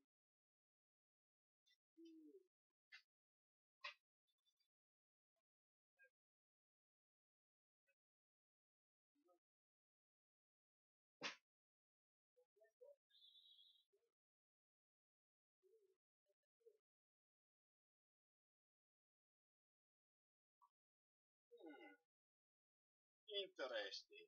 Very interesting, everybody. Put a bag down and I don't know where to put the bag because the bag is full of wire.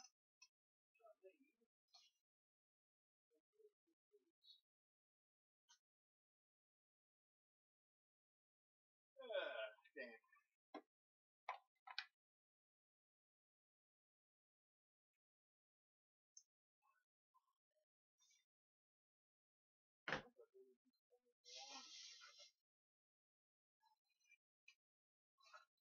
Didn't have it that long ago, actually.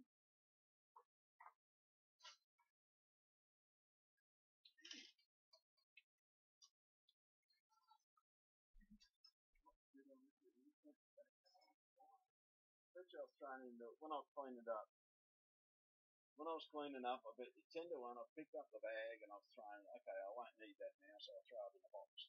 And I'll throw it in the box. And don't know where it is. But there's no way that I'm going to use them. No possible way that I'm going to use them to run the hot end. And as I said, for the hot end, I'm going to add the quick connect. That will be added. So the hot end, so that if you need to pull it apart during a job, you can quick disconnect. There should always be a quick disconnect on a hot end. Always. Always, always, always. You put it in a spot. Sometimes you can even put a switch on it, but I'm not worried about a switch. But what I am going to worry about is where that tag at 1 wire but in the scratching my journey's head. Because I had it half an hour before I started to stream. No, I had it because I thought, okay, I might need this. I'll put it somewhere on the stream, and yeah, I don't know what I've done with it anyway. I truly don't. I truly do not know what I've done with that. But yeah, it sort of makes you wonder, everybody, what goes on. Someone will say, oh, it's an effect, it's an effect, it's an effect. But like, not everything is an effect. And that's the thing. It's sort of like, it does. That's one thing that has been getting me about the effect. That you've got a lot of people saying, "Oh, well, that's an effect. It's happening. It's an effect. It's an effect." But just because something weird happens and you misplace an item, and that's all it is, I have misplaced the item, doesn't mean it is a Mandela effect. And there are a lot of people, and I will say there are a lot of people out there, folks, that will turn around and say, "Oh, that's a Mandela effect." Straight up, yeah, that's an effect. When it's not. Just because something goes missing, or you have put something somewhere, and you are the one that has forgotten where you put it, doesn't mean it is actually a Mandela effect.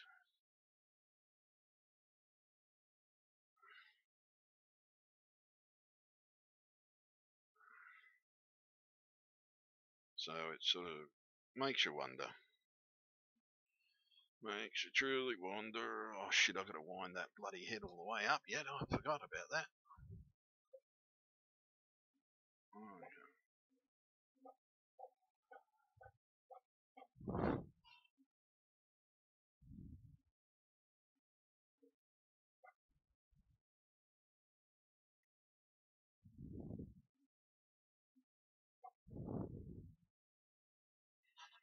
Oh, I think I've just found another bloody problem.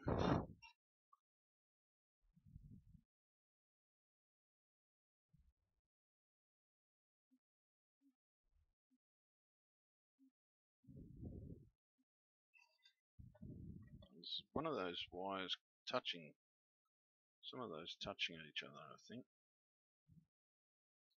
If it wasn't that. That's better. Had two wires earthing out on the thing and making it so I was actually generating power with the motor, and it didn't want to go anywhere because I was generating power with it. Yes, you can generate power with a motor. That's all the generator is a motor going backwards. Instead of the motor turning the thing is turning the motor, hence you then create a generator. Maybe I need to put that hot end in actually. Assembling the hot end. No, that's the last step. Yeah. So, yeah, you've got to work out what goes on with different things.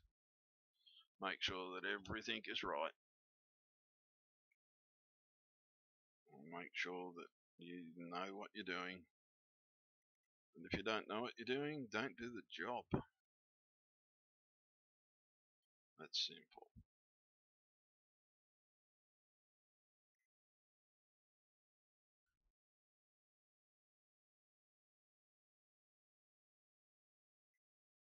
Here comes the fun part, tinning the wires. My favourite job? Not really.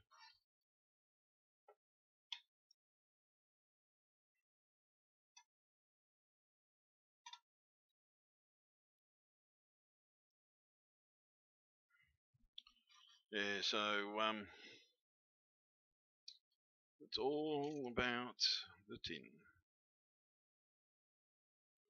Start your tin at the end of your wire. Never start your tin close.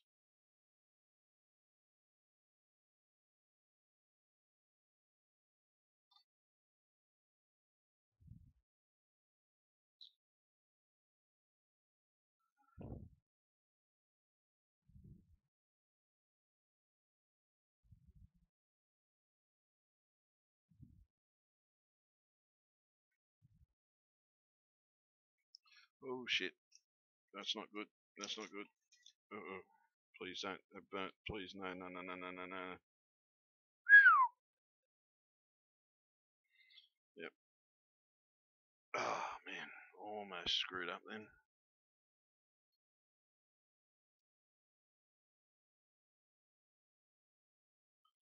Almost screwed up. So no one wants to call into the show. I don't know. No one loves me anymore. I don't know. I mustn't be sexy as the other bluebeards. They must have something I don't have, I think. Or maybe I'm just boring everybody playing with electronics.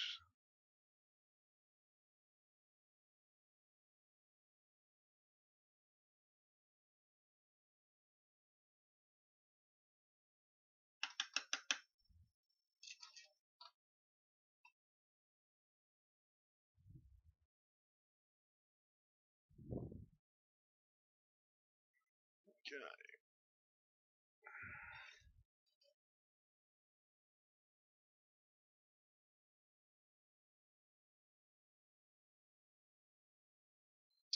Damn, I hate it when that happens.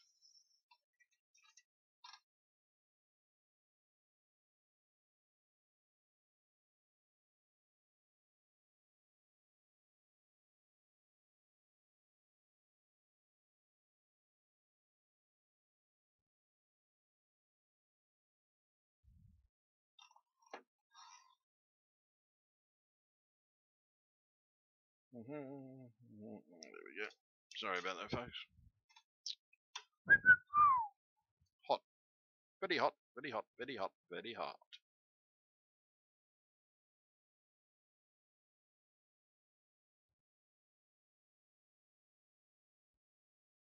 I cannot imagine running heat through this gauge of wire. No way. It's a very bad design flaw. Very bad design flaw of this printer. But that's the way it goes. 'Tis the way the cookie crumbles. 'Tis the way the cookie crumbles. Man, I'd love apple crumble. I'd love some apple crumble. I haven't had apple crumble in ages, man. I've not had apple crumble in ages. I don't think I've had apple crumble since this started, actually. I truly don't think I've had apples crumble since this all started.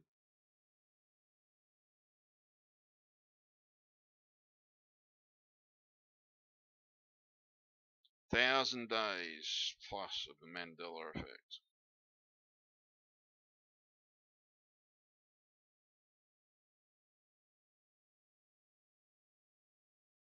Yeah, we're definitely into the 1,000. We've definitely passed 1,000 days.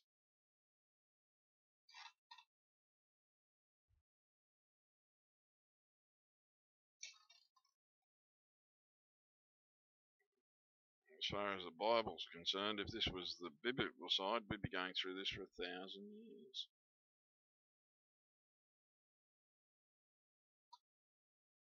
Don't breathe this stuff, by the way, folks. You should hold your breath when you're doing this.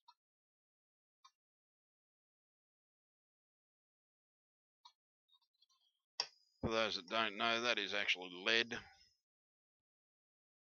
Lead is dangerous.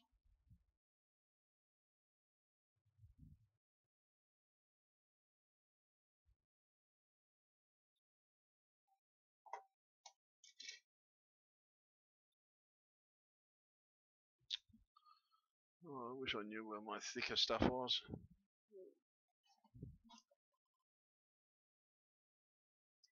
%40 lead. Right? 40% lead, guys. Dangerous shit. Very dangerous shit. Be careful of it at all times. Because 40% lead, if you're looking at that, that's dangerous. And breathing it is just as dangerous.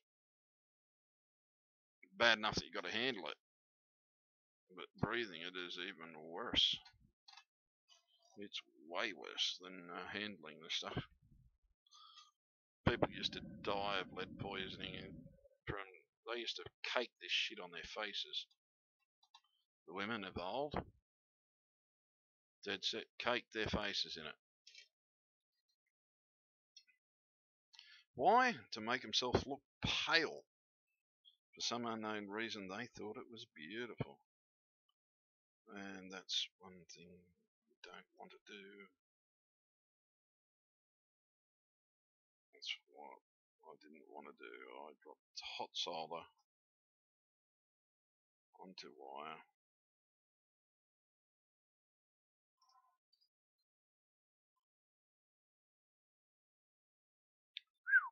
Close call. Very close call. But, yeah. They were very stupid. Very, very stupid to put lead on their faces in the old days. All for the sake of beauty, it was. And it really was. They put it on their faces to make themselves look beautiful. Same as, like, women wonder why they age quicker than men. It's all that crap you put in your face. It truly is. All that crap you put in your face are chemicals. And like my ex-wife, dead set, like even my son said to me, and so you should say, Mum looks 80. And it's because of all the crap she wears on her face. All the girls I know that are makeup bound when they were young look old. Every single one of them that cark their faces in makeup now look really, really, truly old.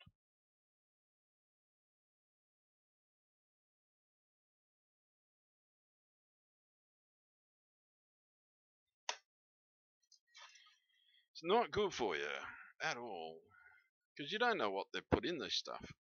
Like all women think, oh, well, it makes me look good. It's killing you.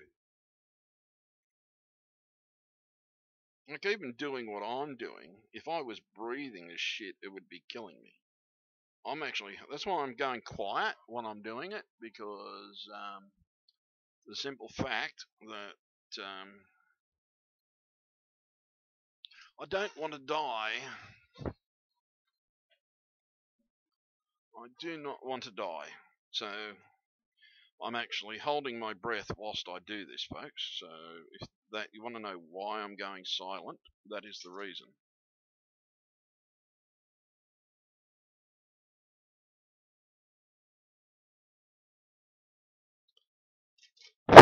Because that is toxic. I'm not joking, it is actually toxic.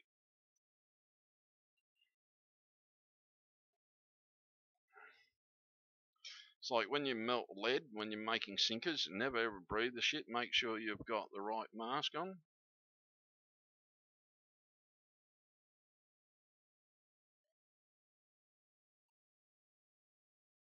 You notice the smoke is actually blowing away from me as well, because I've got a fan. I have a fan stuck in here, not just for ventilation, but to deliberately blow the fumes away from me. And even with that, I'm still holding my breath.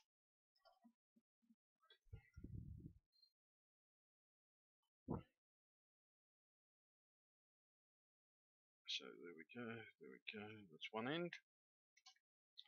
Now we do the other end.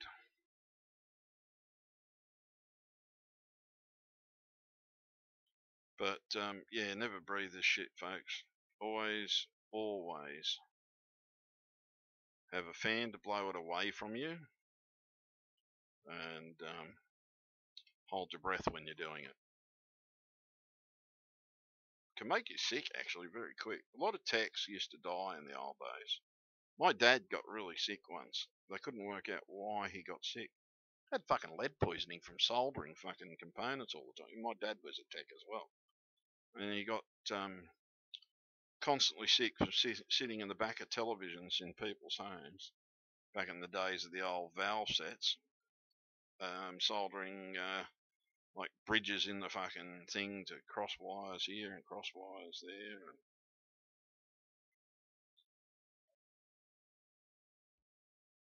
And yeah, it got really crook.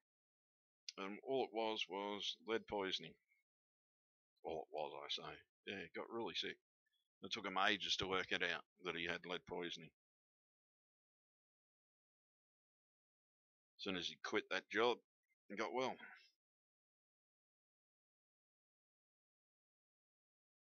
And hence the reason I'm going silent all the time. Because I don't want to die. I does not want to get lead poisoning. So I put a fan behind me and hold my breath when I'm doing it, so that I don't die. Simples.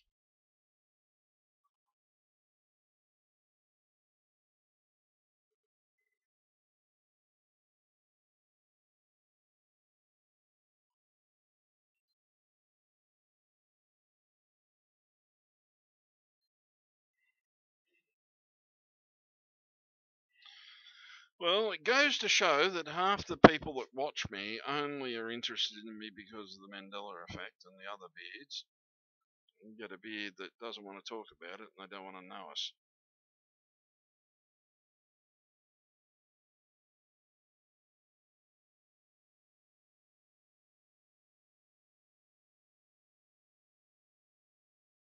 So I think half the people only watch me for entertainment purposes.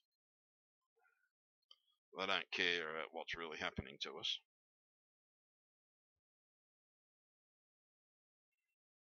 And I bet you that's the truth. I bet you there's a percentage of people out there that watch the channel that only watch because they're watching for entertainment, or they're trying to get story ideas for their own channels.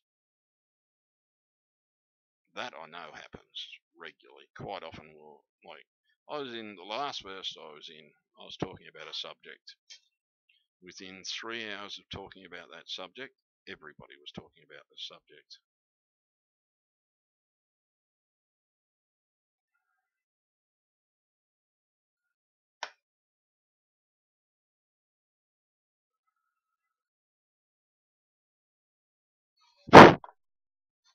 Sorry, folks. Just avoiding the lead. Just avoiding the lead. That's all I am. Trying to stay alive and healthy, but not breathing the nasty.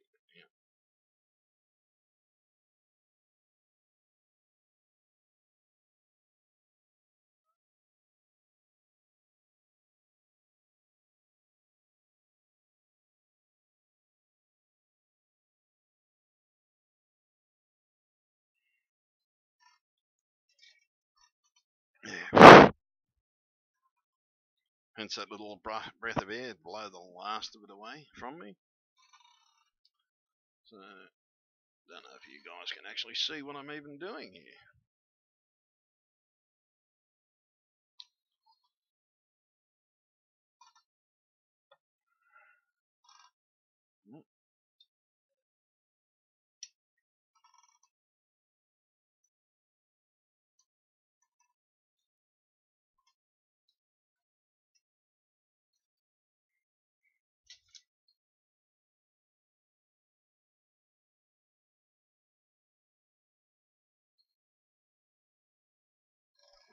Oh, I just got a waffle in the face then.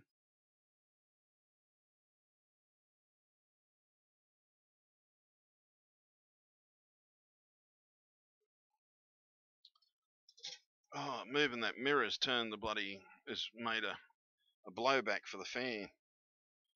Blew it straight in me bloody face.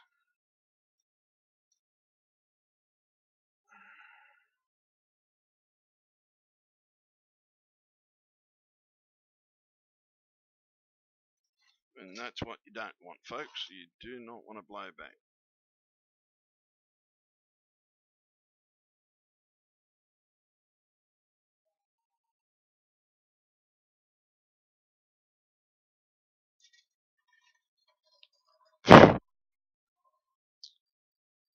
Yeah. But it's better to be quiet than dead. Because lead poisoning can kill. It's bad enough I'm going through this shit. Definitely don't want death on my hands. I plan to live forever, by the way.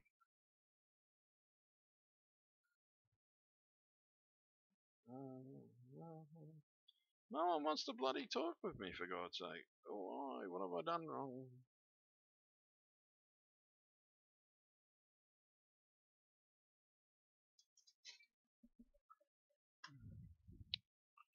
Oh, have I actually let anybody into there? I didn't even check, did I? Have I got it set up to mute everybody? I don't know. But, yeah, no, if you want to come in, just let me know in chat, guys, by the way, guys and girls.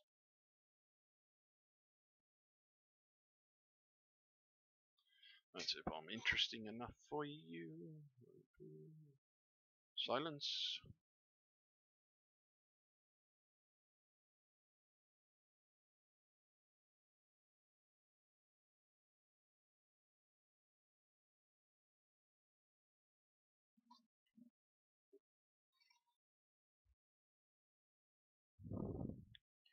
Yeah, see, what I'm trying to avoid, folks, is that.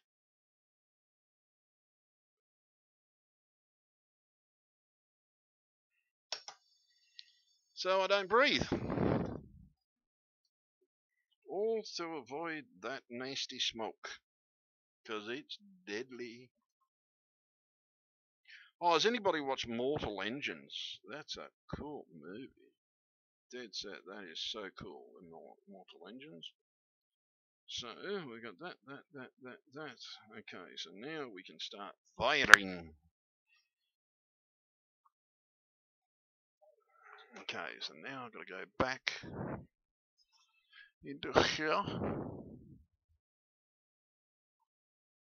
Alright, not that one. Wiring the extruder, motor, and farm. So yeah, it's sort of not a bad film. I loved it.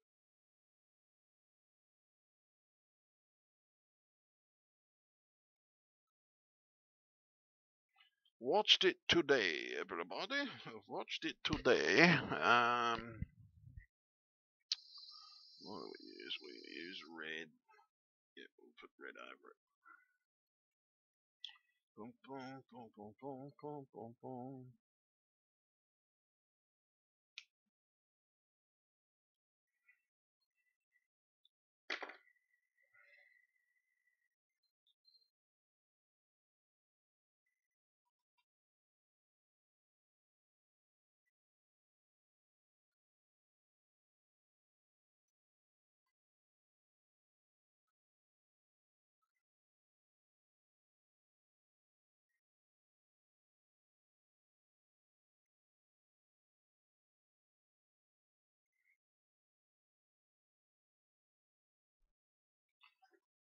Maybe not the best one. Maybe this green one.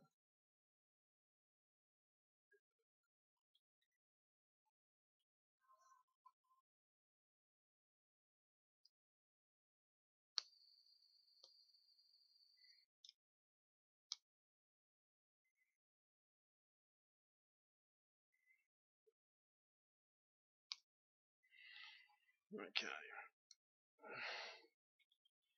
So what I'm going to do is I'm going to test a bit of this red.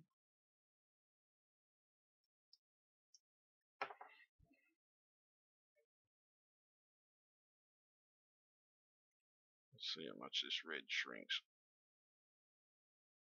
I should always test, by the way, too. I always test on something like this.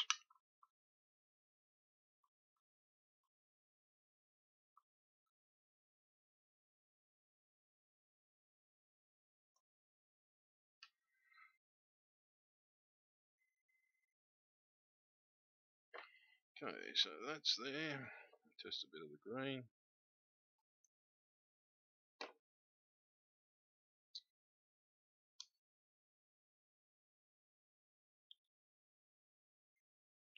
I always test everything.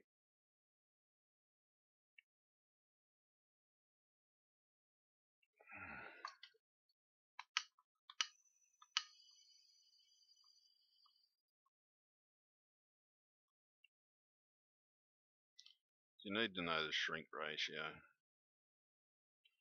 If something is going to hold.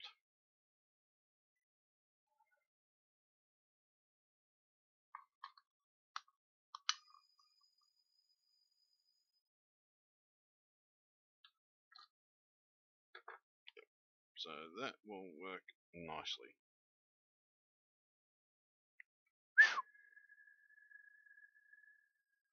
So over the 4-way, we're going to go the red.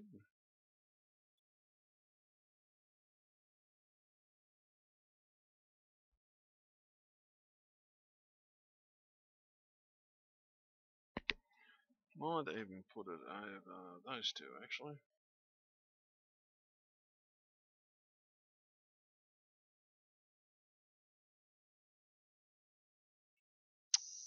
No, we're not. We're going to do something else.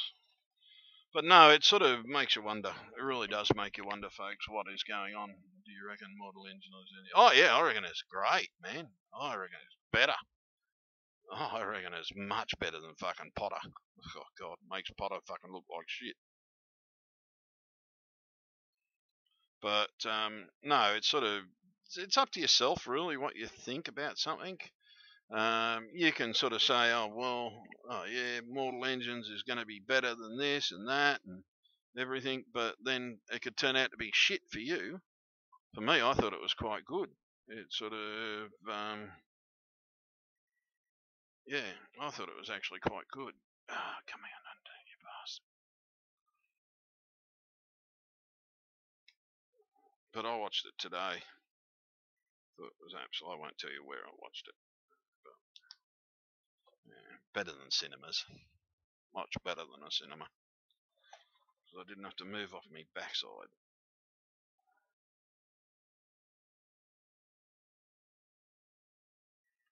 But I got some tickets to go to Hoyt's, and I'm going to go. Well, it's actually that good, Greg. I've got a couple of free tickets to go to the cinema anyhow, so I'm going to use it to see Mortal Engines, even though I've watched it.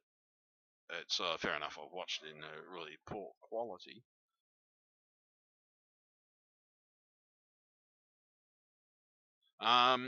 You can get 3-to-1, Greg. The stuff I use is 2-to-1.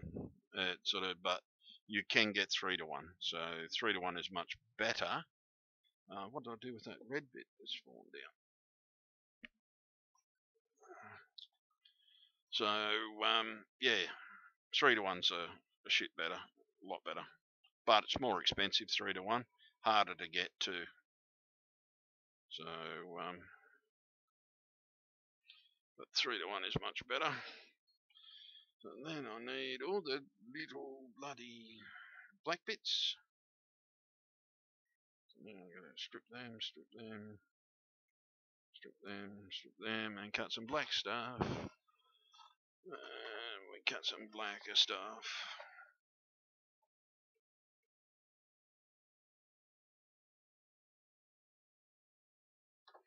Yeah, so no, it's good, Greg. Yeah, I liked it a lot. What is a bit better. It's got a totally different story to Mad Max altogether. It's something that's well worth watching. Well worth watching. As I said, I've seen it in a low quality, so I'm using my free tickets to go to the movies tomorrow, and I'm actually going to go and see it at the movies as well. And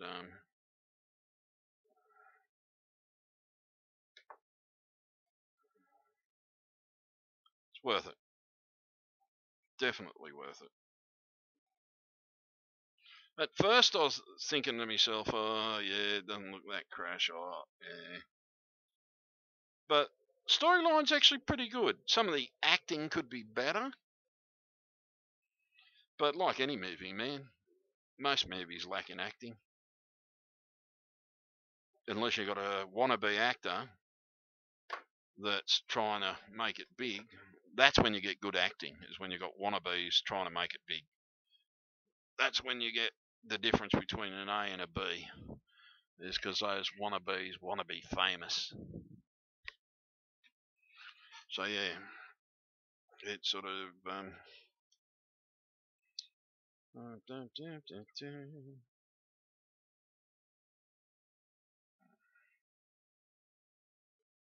trying to think what the other one was. So the fan, thermistor. One's for the fan, one's for the thermistor. So we'll cut that much off it there.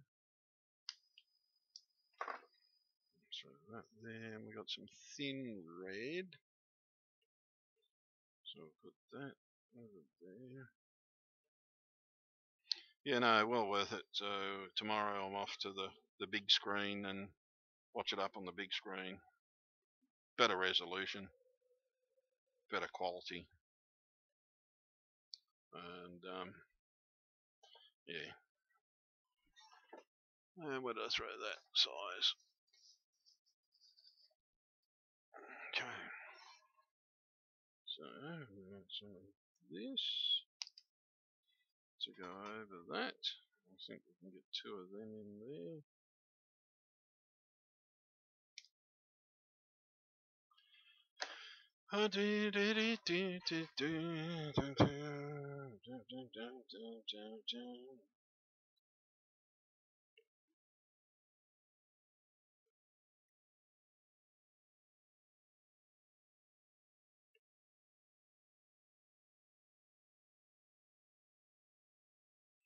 It's a fun part of bloody these things.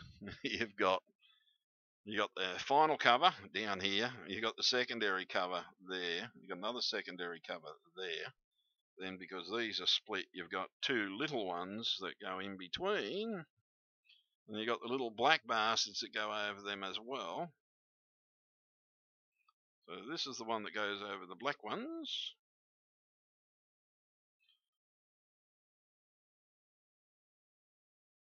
And I can say the little black buggers because they are little black pieces. Nothing wrong with saying little black pieces when you got that in your blood. So yep, they go in there. When they're shrunk, that'll fit over that. So at the same time, that holds them down there. And I just heard a noise that shouldn't have heard. And when they're shrunk, they'll fit into that. Should always test, because if it doesn't go into it like that, it certainly won't go into it shrunk. So yeah, and you hide it. So that now, so when I'm heating it, that'll all come down like that. So yeah, no, I'd go and see it if I was you, Greg. If you want to check it out, it's not a bad film, man. Not a bad film at all. Okay, so with that stage, we are ready to connect some wires. Okay, so what gets connected first?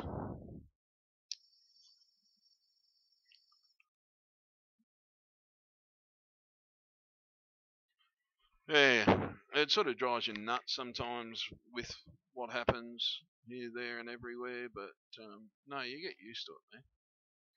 You do get used to it, sort of. Okay, so that camera is that one. Okay, that's much better.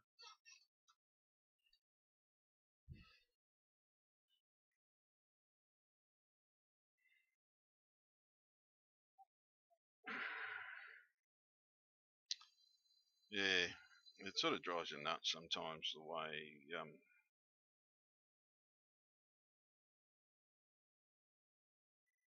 people go on with the Mandela effect.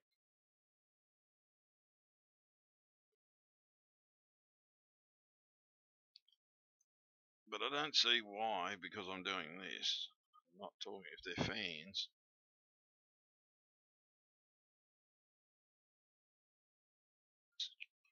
Okay, so that's the first one, the brown and yellow. Brown. Still can't believe that they were trying to, they want to pump power through that level.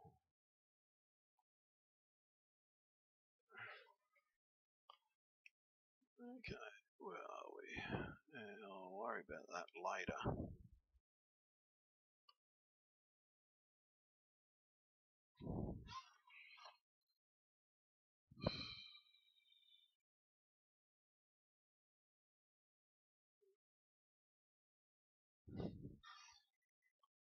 Okay, take the board wire connectors out of the bag.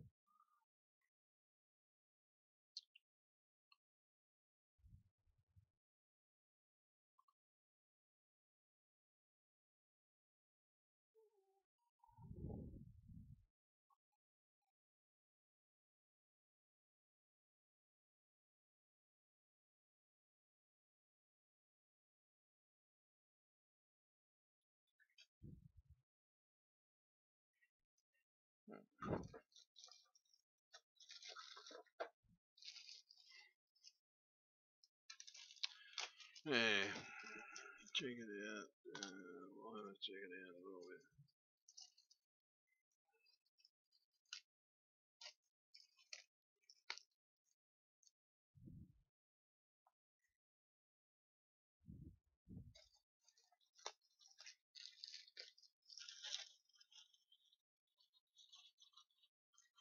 Oh, what's this?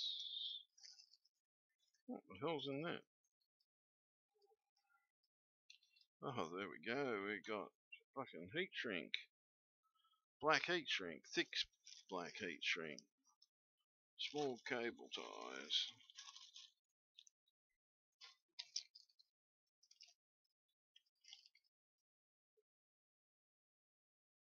Okay, so what colour is it?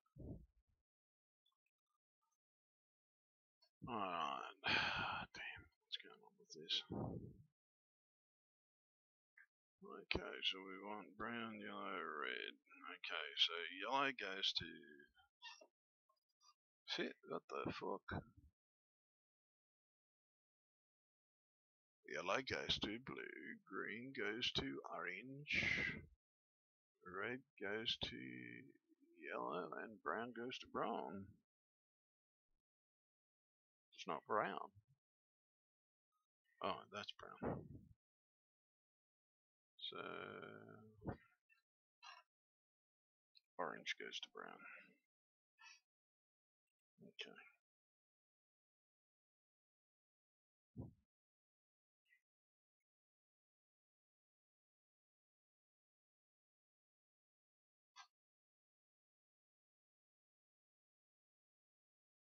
So orange goes to brown.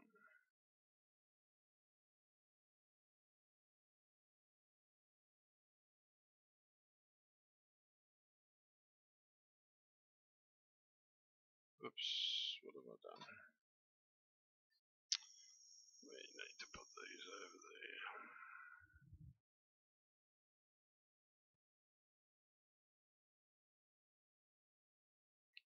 Oh? What are they bloody using on it too?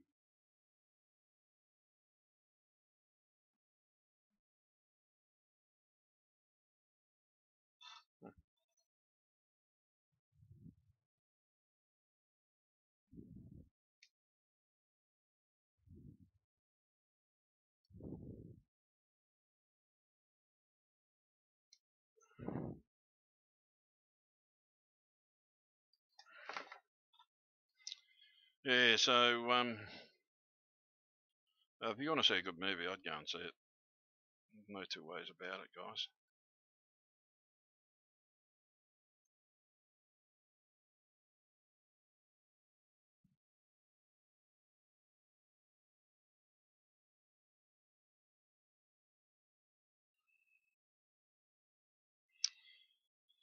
We need red, wrap it around a red, hang there. Go through your mongrel. We need one for the yellow as well.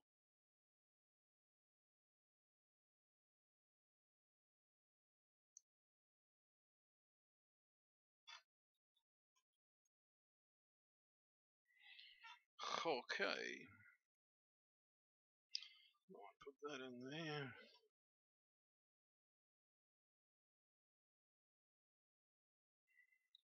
So what are we connecting? Brown goes to orange.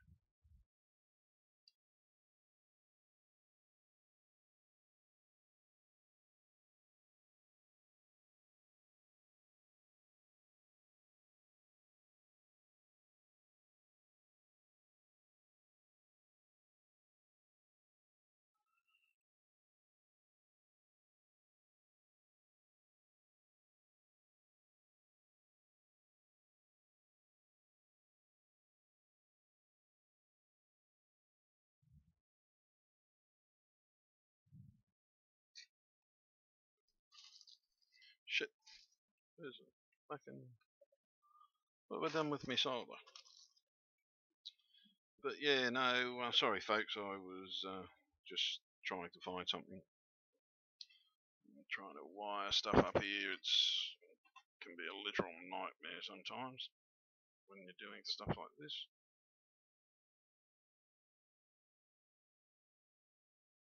Best connection you can get, so you don't want a dry joint.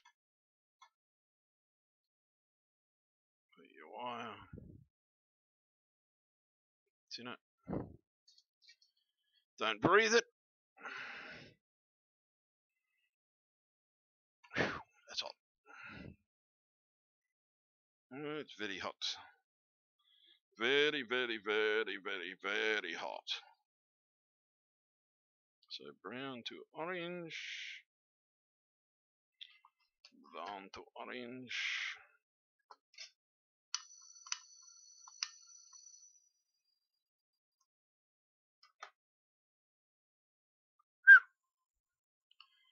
Hate that. Sometimes it's a bit too hot. Yeah, no, life, the way life goes, man, life sucks sometimes. It really does. Life truly changes your life. Especially living with the Mandela effect, man, that does definitely change your life. Your life can change in a heartbeat with the Mandela effect. It looks like everybody's going. No one wants to stay and talk to me. So what's next? So brown, red. Red goes to yellow. This is so fucking confusing.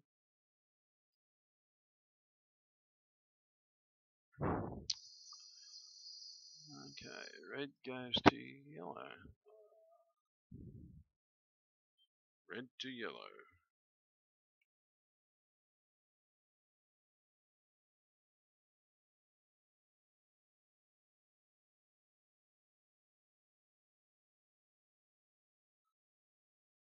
Hence why you tin your wires first.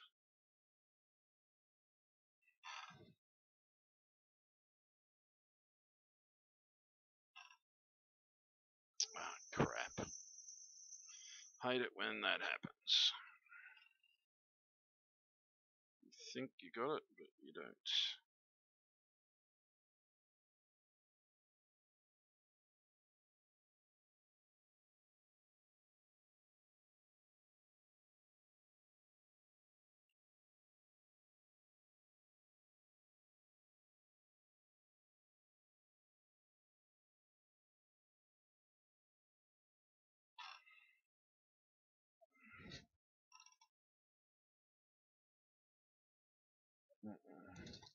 That's not going to work.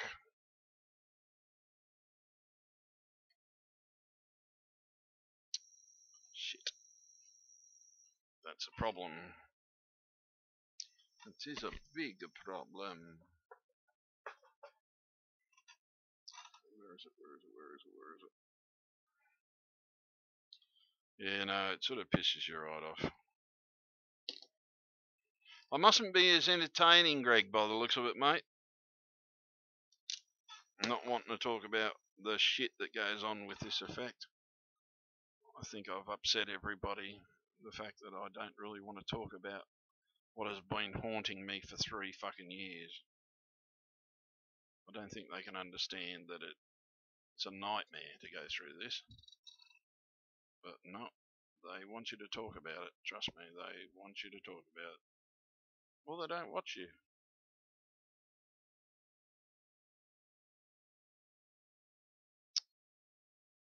Oh, this is not good. This isn't good at all.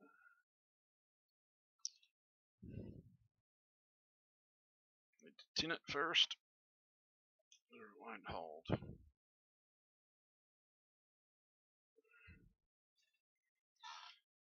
And a bit of silence.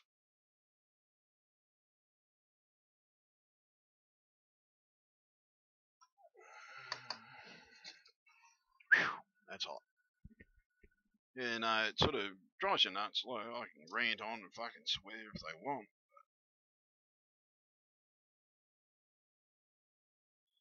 I don't see the point in it, personally. I'm sort of been enjoying this reality.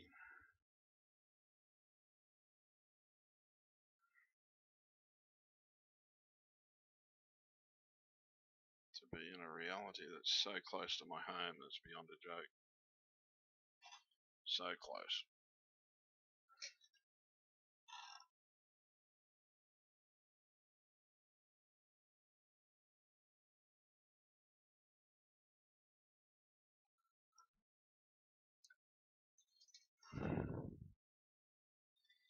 So it does have me beat what they want from me.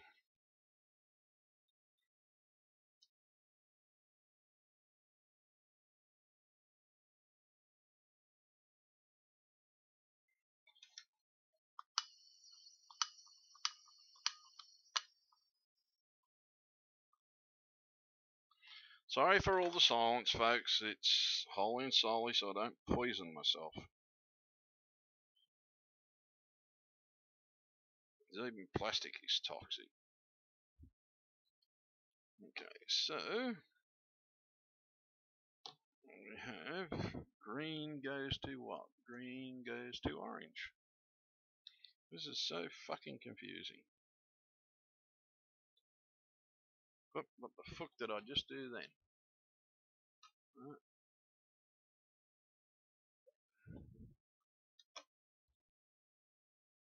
So green goes to orange. Green goes to orange. There we go. But no, it just bloody pisses me off sometimes. What they want from us. Yeah, we're traveling around the fucking multiverse. So fucking what? 3 years of it. I've had it. I have. You want to know what I feel of the Mandela effect, guys? I'm fucking well and truly pissed off with it. Nothing I can do about it. I'm stuck. I'm constantly jumping from fucking reality to reality. For once, all I want to do is do something that I want to do. That's all it is. Just want to do something. I want to not think about it. And yet everybody wants you to fucking talk about it.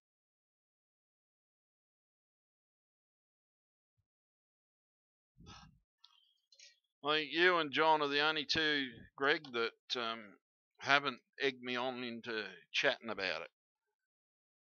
You and John, the only two. Everybody else, when they come in, they want to know what's happened. Have I shifted? Am I different?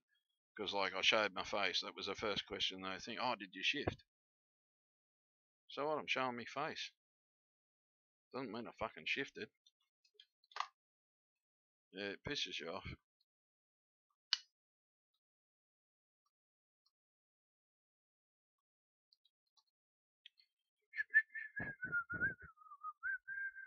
And blue goes to yellow. So fucking confusing.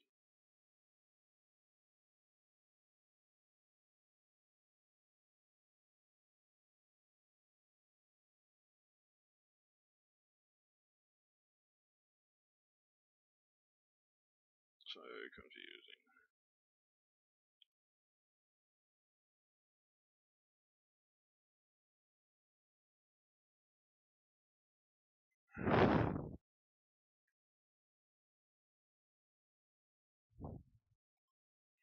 I thought you would be interested in seeing a bluebeard in his natural habitat.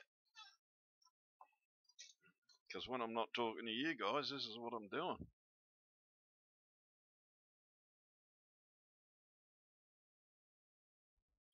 Making shit. Building shit. Experimenting with shit.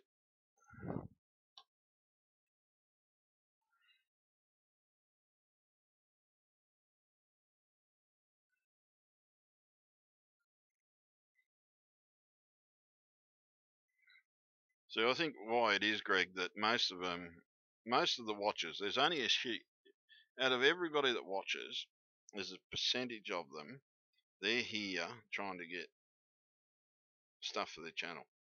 That's it. Some of them comment, but not many of them. Most of them are just in here, just gathering stuff, trying to see if we've seen something different or whatever. And they go and talk about it on their channel as if it was their stuff. Okay, so that's that one.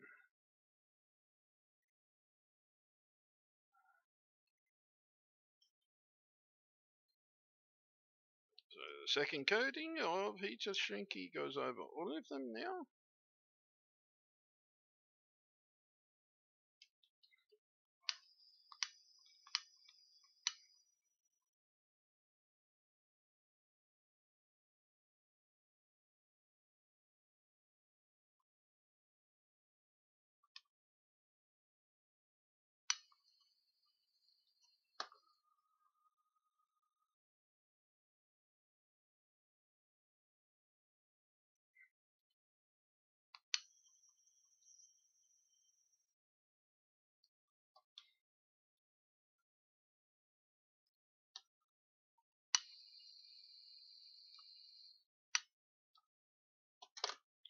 Beautiful. Beautiful. Very beautiful.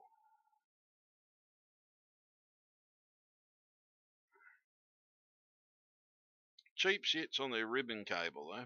Dead set cheap shits on their ribbon cable. Okay, so now these two, what do they go to? Alright, so let's grab this. So we've now got, yes, we've connected them up. We've sealed them up. Done that. Okay, so now we grab, take a bag of number 40, and we get a 2-wire one, which brown.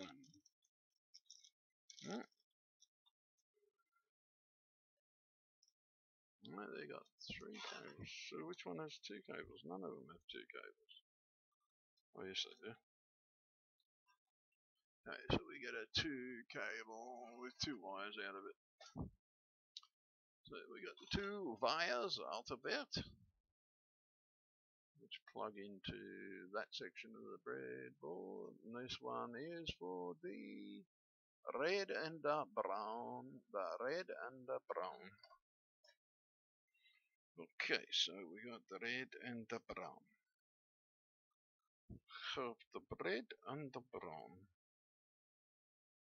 So we need both this one.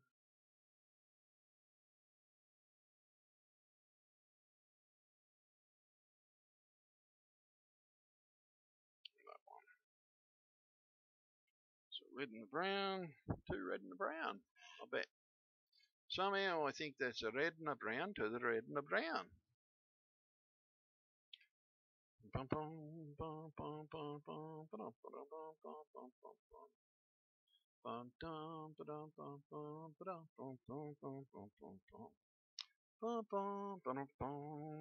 did I guess? Red to red, brown to brown. Finally, we got colour. We got colour match for once. So we wire this up very, very carefully. You need an old hair dryer to use. Oh, I got a heat gun. It's because I've got multiple layers of the because I've got multiple layers, Greg. I'm just using the lighter because it's not going to affect the other bits.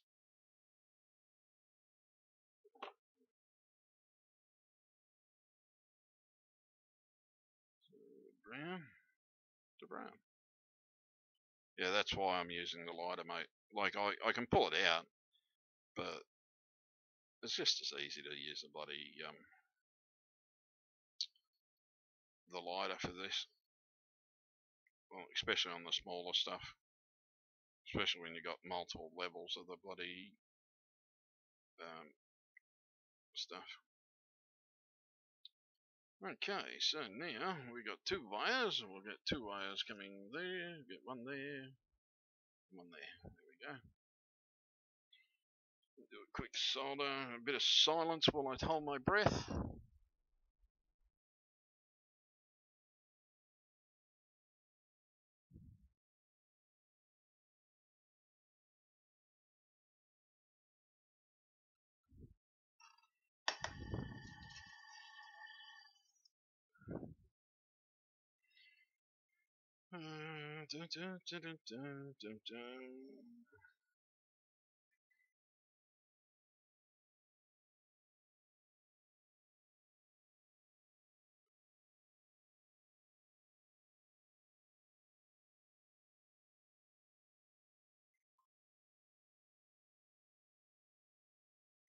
You got to be careful with heat shrink sometimes too. If you pull it over the wire, well, that's fucking still hot. It's going to do what that just did then, which was almost shrink over the fucking wire.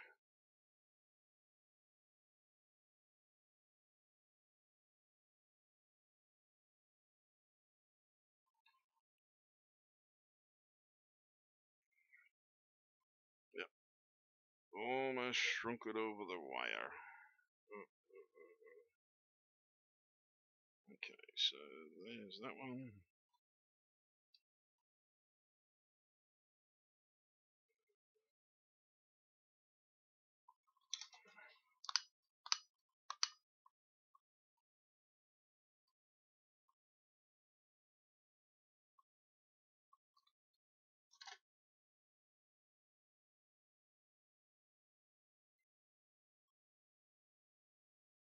Okay, so we got that over there. Almost pulled the wrong one.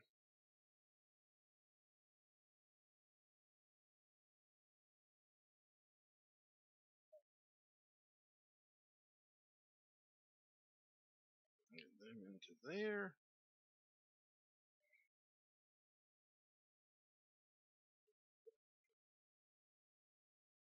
By many levels of heat shrink.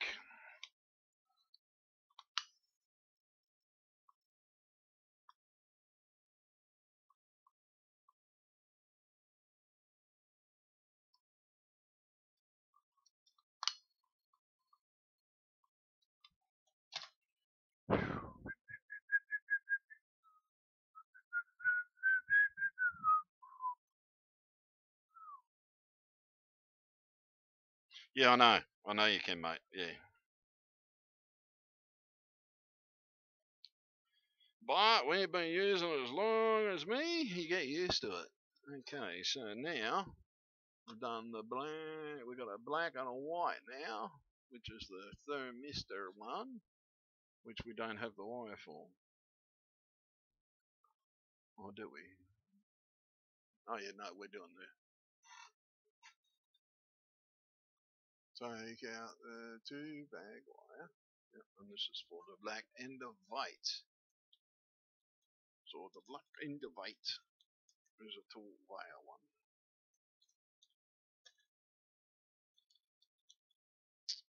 Okay, so we got a black and the white goes to black and the white wire. I bet you the black goes to brown and white goes to red. It doesn't really fucking matter. Not for the thing, mister. Not for the tour, mister. Yeah, no, it's sort of.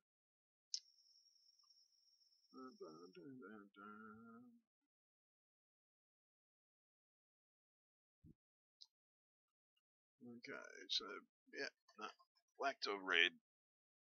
How did I guess that?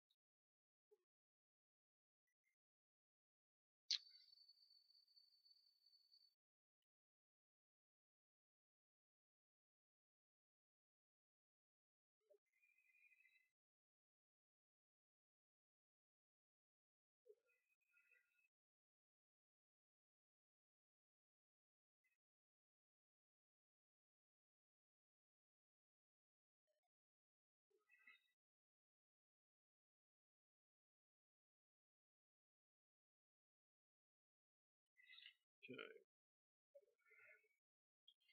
and brown to white. Yeah, no, it sort of drives you nuts, mate. With like lately, they have actually driven me nuts. I will say that much because everybody just wants me to chat about the bloody effect,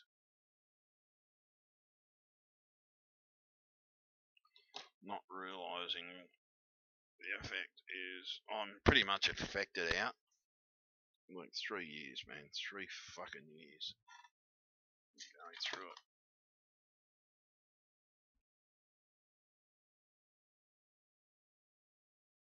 Because if people want me to talk about the effect, that's what I'm going to talk about. I'm going to say 3 fucking years and not being home, 3 fucking years going through reality after fucking reality. 3 fucking years of not seeing my family. 3 fucking years of having to put up with crap from the world. 3 fucking years of abductions. All I want to do is go fucking home, and this is the closest I've ever been. And I'm enjoying it. Less stress, because I tell you now, when you have extra kids, you've got extra stress. Trust me. I've learnt that the hard way. Oh no. Oh no, oh no, oh no, oh no, oh no. Oh no, I've done it. I've done it. I've fucked up. I fucked up. I fucked up. I fucked up. I fucked up. And I fucked up big time.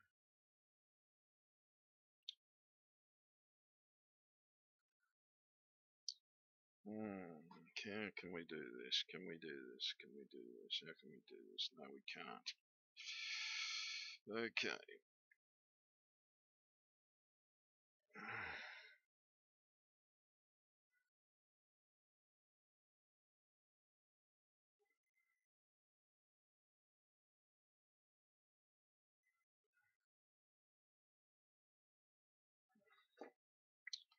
Okay, let's try this again.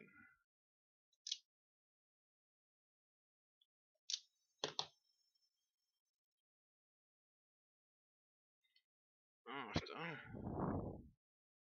we put some fucking shit through there.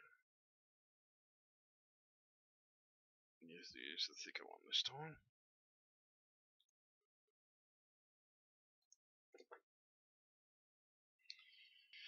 Well, we always fuck up sooner or later. We'll have to do a video for you on how to flat that wire much easier for shrink wrapping.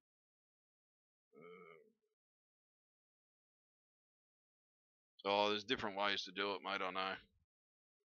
I'm just, at the moment, I'm tired. Very tired. Don't care. Pretty much at that stage of the night.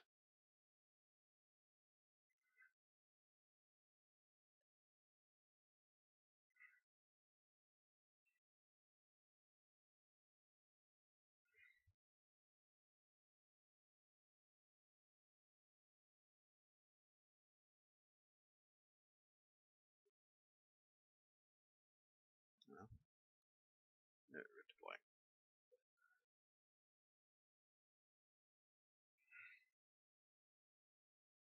I've been doing this way for so long, mate. Doesn't faze me.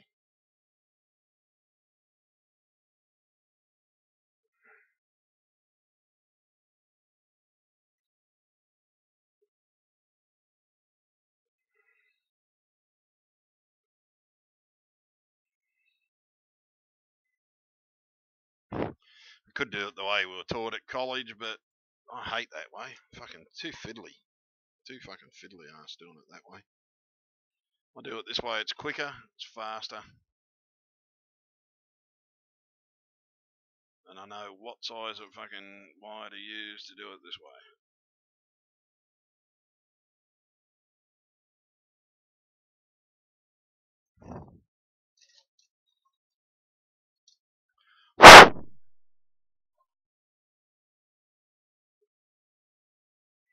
And the fact that I just used a thicker gauge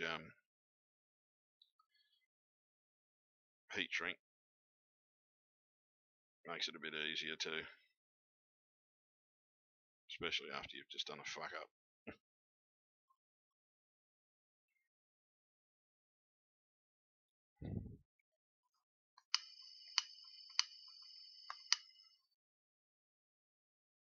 You also burn your fingers when you do it like this. Yeah, like that. Yeah, it fucking hurts. It fucking hurts. Okay. So, let's do this end of it.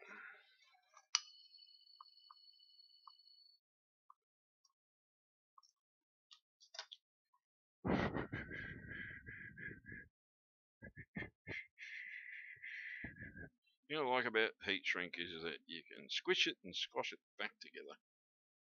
And you pull a bigger gauge over the other one and hide them both down in the bigger gauge.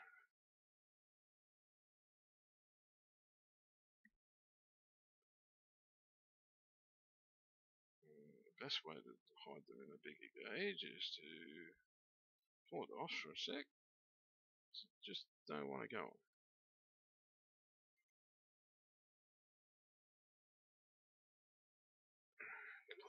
Keep on fucking up there. Oh, damn, it's shrinking. Oh, I forgot about that. I should have let it cool down.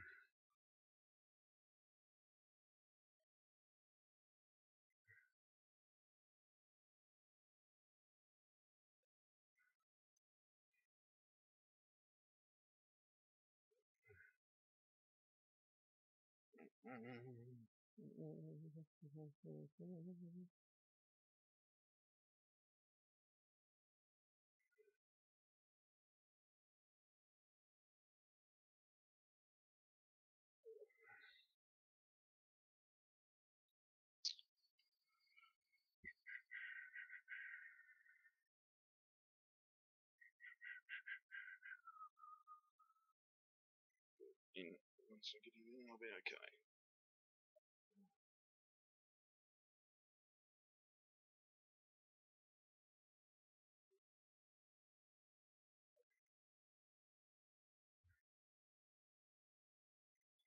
Sorry.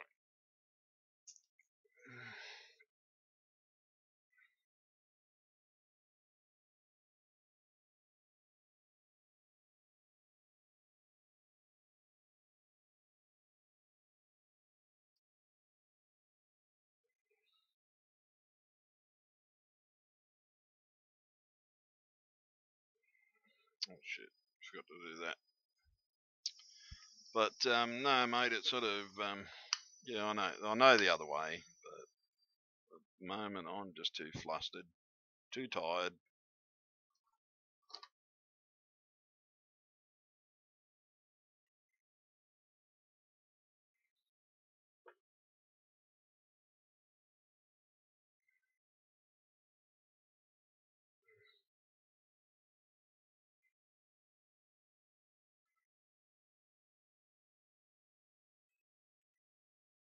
Oh shit, that didn't work.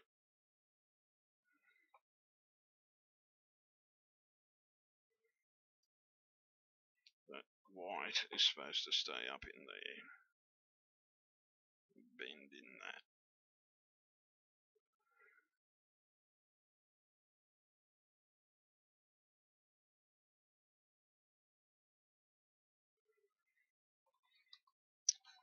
that. And we're done.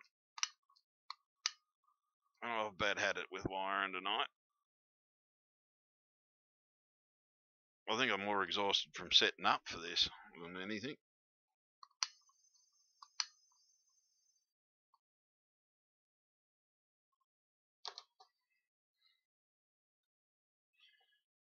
And then we get the flight. Oh shit, yeah, let it cool, Tony, let it cool. Otherwise it'll bloody...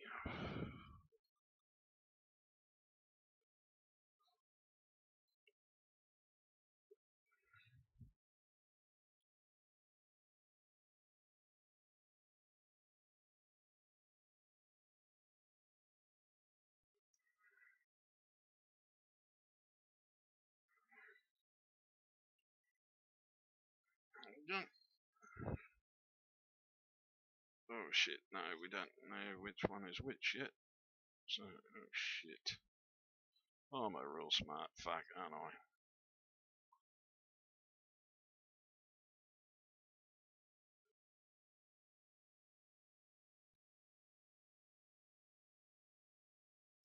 Oh well, there's only one way to work this out.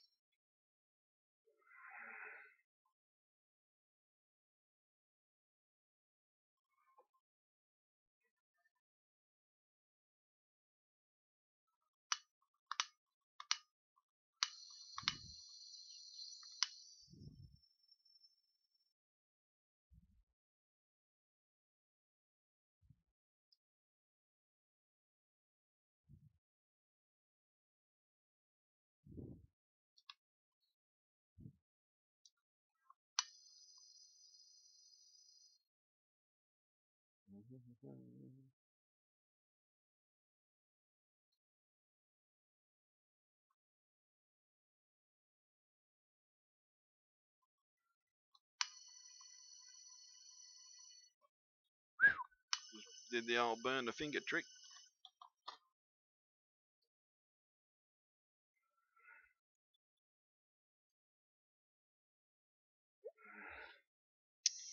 Okay, so we have to do a resonance test now. Where's the old fucking multi? Wasn't watching what I was doing and I forgot to bloody mark it.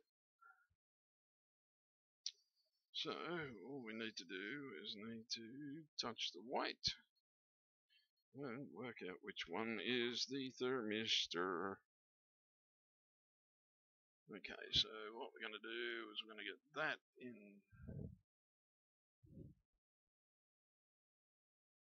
there.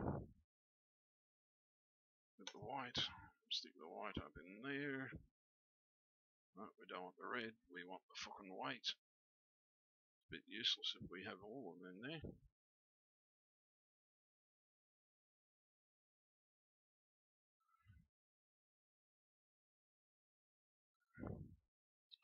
No wires touching, no wires touching. They can touch down there, doesn't matter. So now,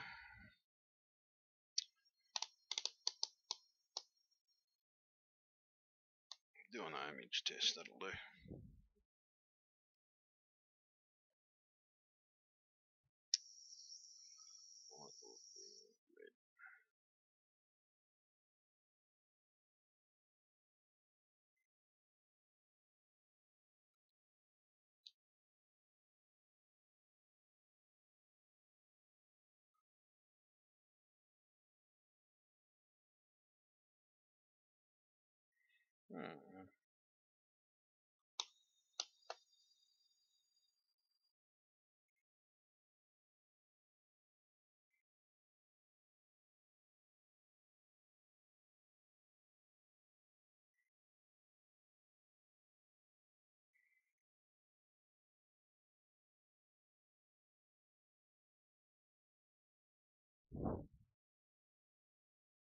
Go.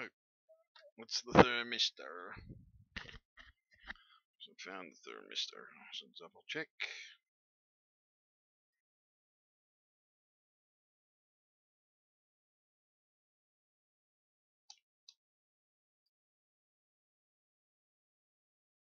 That's the thermistor. So I need something to mark it.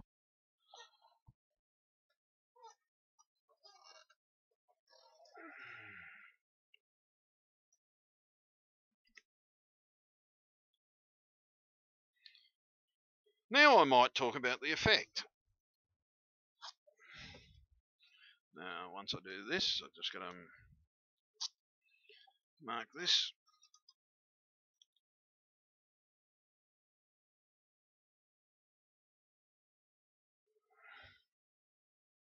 Let's double check. That's the thermistor. Okay, so done. That's it for tonight.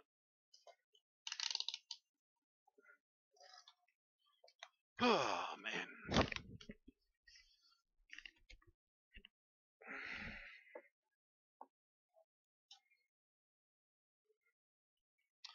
So now if you didn't like me chatting about everything else but the effect, if you want to talk about the effect, now is the time to call into the show and we can talk. That sort of I've had it with wiring for the night. I'm not gonna move that camera out of the bloody way. Oh shit, I got bloody wires every fucking where here. Keep on running over my microphone. And I'm gonna have to go and find that bloody all that wire so that I can run better power wires for the heater. But I'm certainly not going to run that gauge wire, even though there's three of them joined together. Not for the heater element. No bloody way in this wide world am I going to run anything like that. But no, it's sort of. I know I have been sort of talking about the effect, but it sort of makes you wonder why some people won't talk, won't stay if you're not talking about the effect. It sort of, I assumed they were fans and shit like that, so shows that they're not really fans. But the thing is, when you're affected, you're affected. That's all there is to it. It's sort of, there's nothing you can, and there pretty much is nothing we can do about it, folks. It's sort of, we are stuck in this situation. We have no choice. We had no say in the matter. We didn't ask to be affected. It just happened to us. And some of us jumped the multiverse so many fucking times now, we're sick of it. And I won't deny it. I will not deny the fact that I am fucking jacked off with the Mandela effect. I haven't had a life, pretty much, until I got here. The fact that this is close to my reality is the closest I've come to having a real life in a long while. It sort of, it goes to show that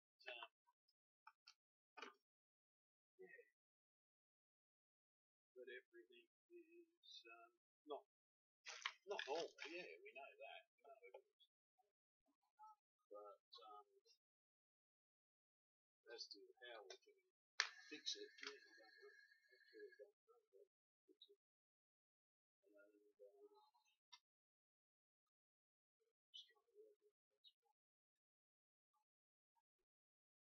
But I'm just getting a bit of throwing my legs up, relaxing a little bit here. So yeah, I can read the chat now, guys and girls, and what I'm actually going to do is I'm going to actually drop the backup channel stream. So if you are currently watching on the backup channel, yeah, see you later. Yeah, we're swapping the monitor over to the other one so that I can have everything on one screen. So I'm just going to shut this down. I'm just going to move this over to the main screen.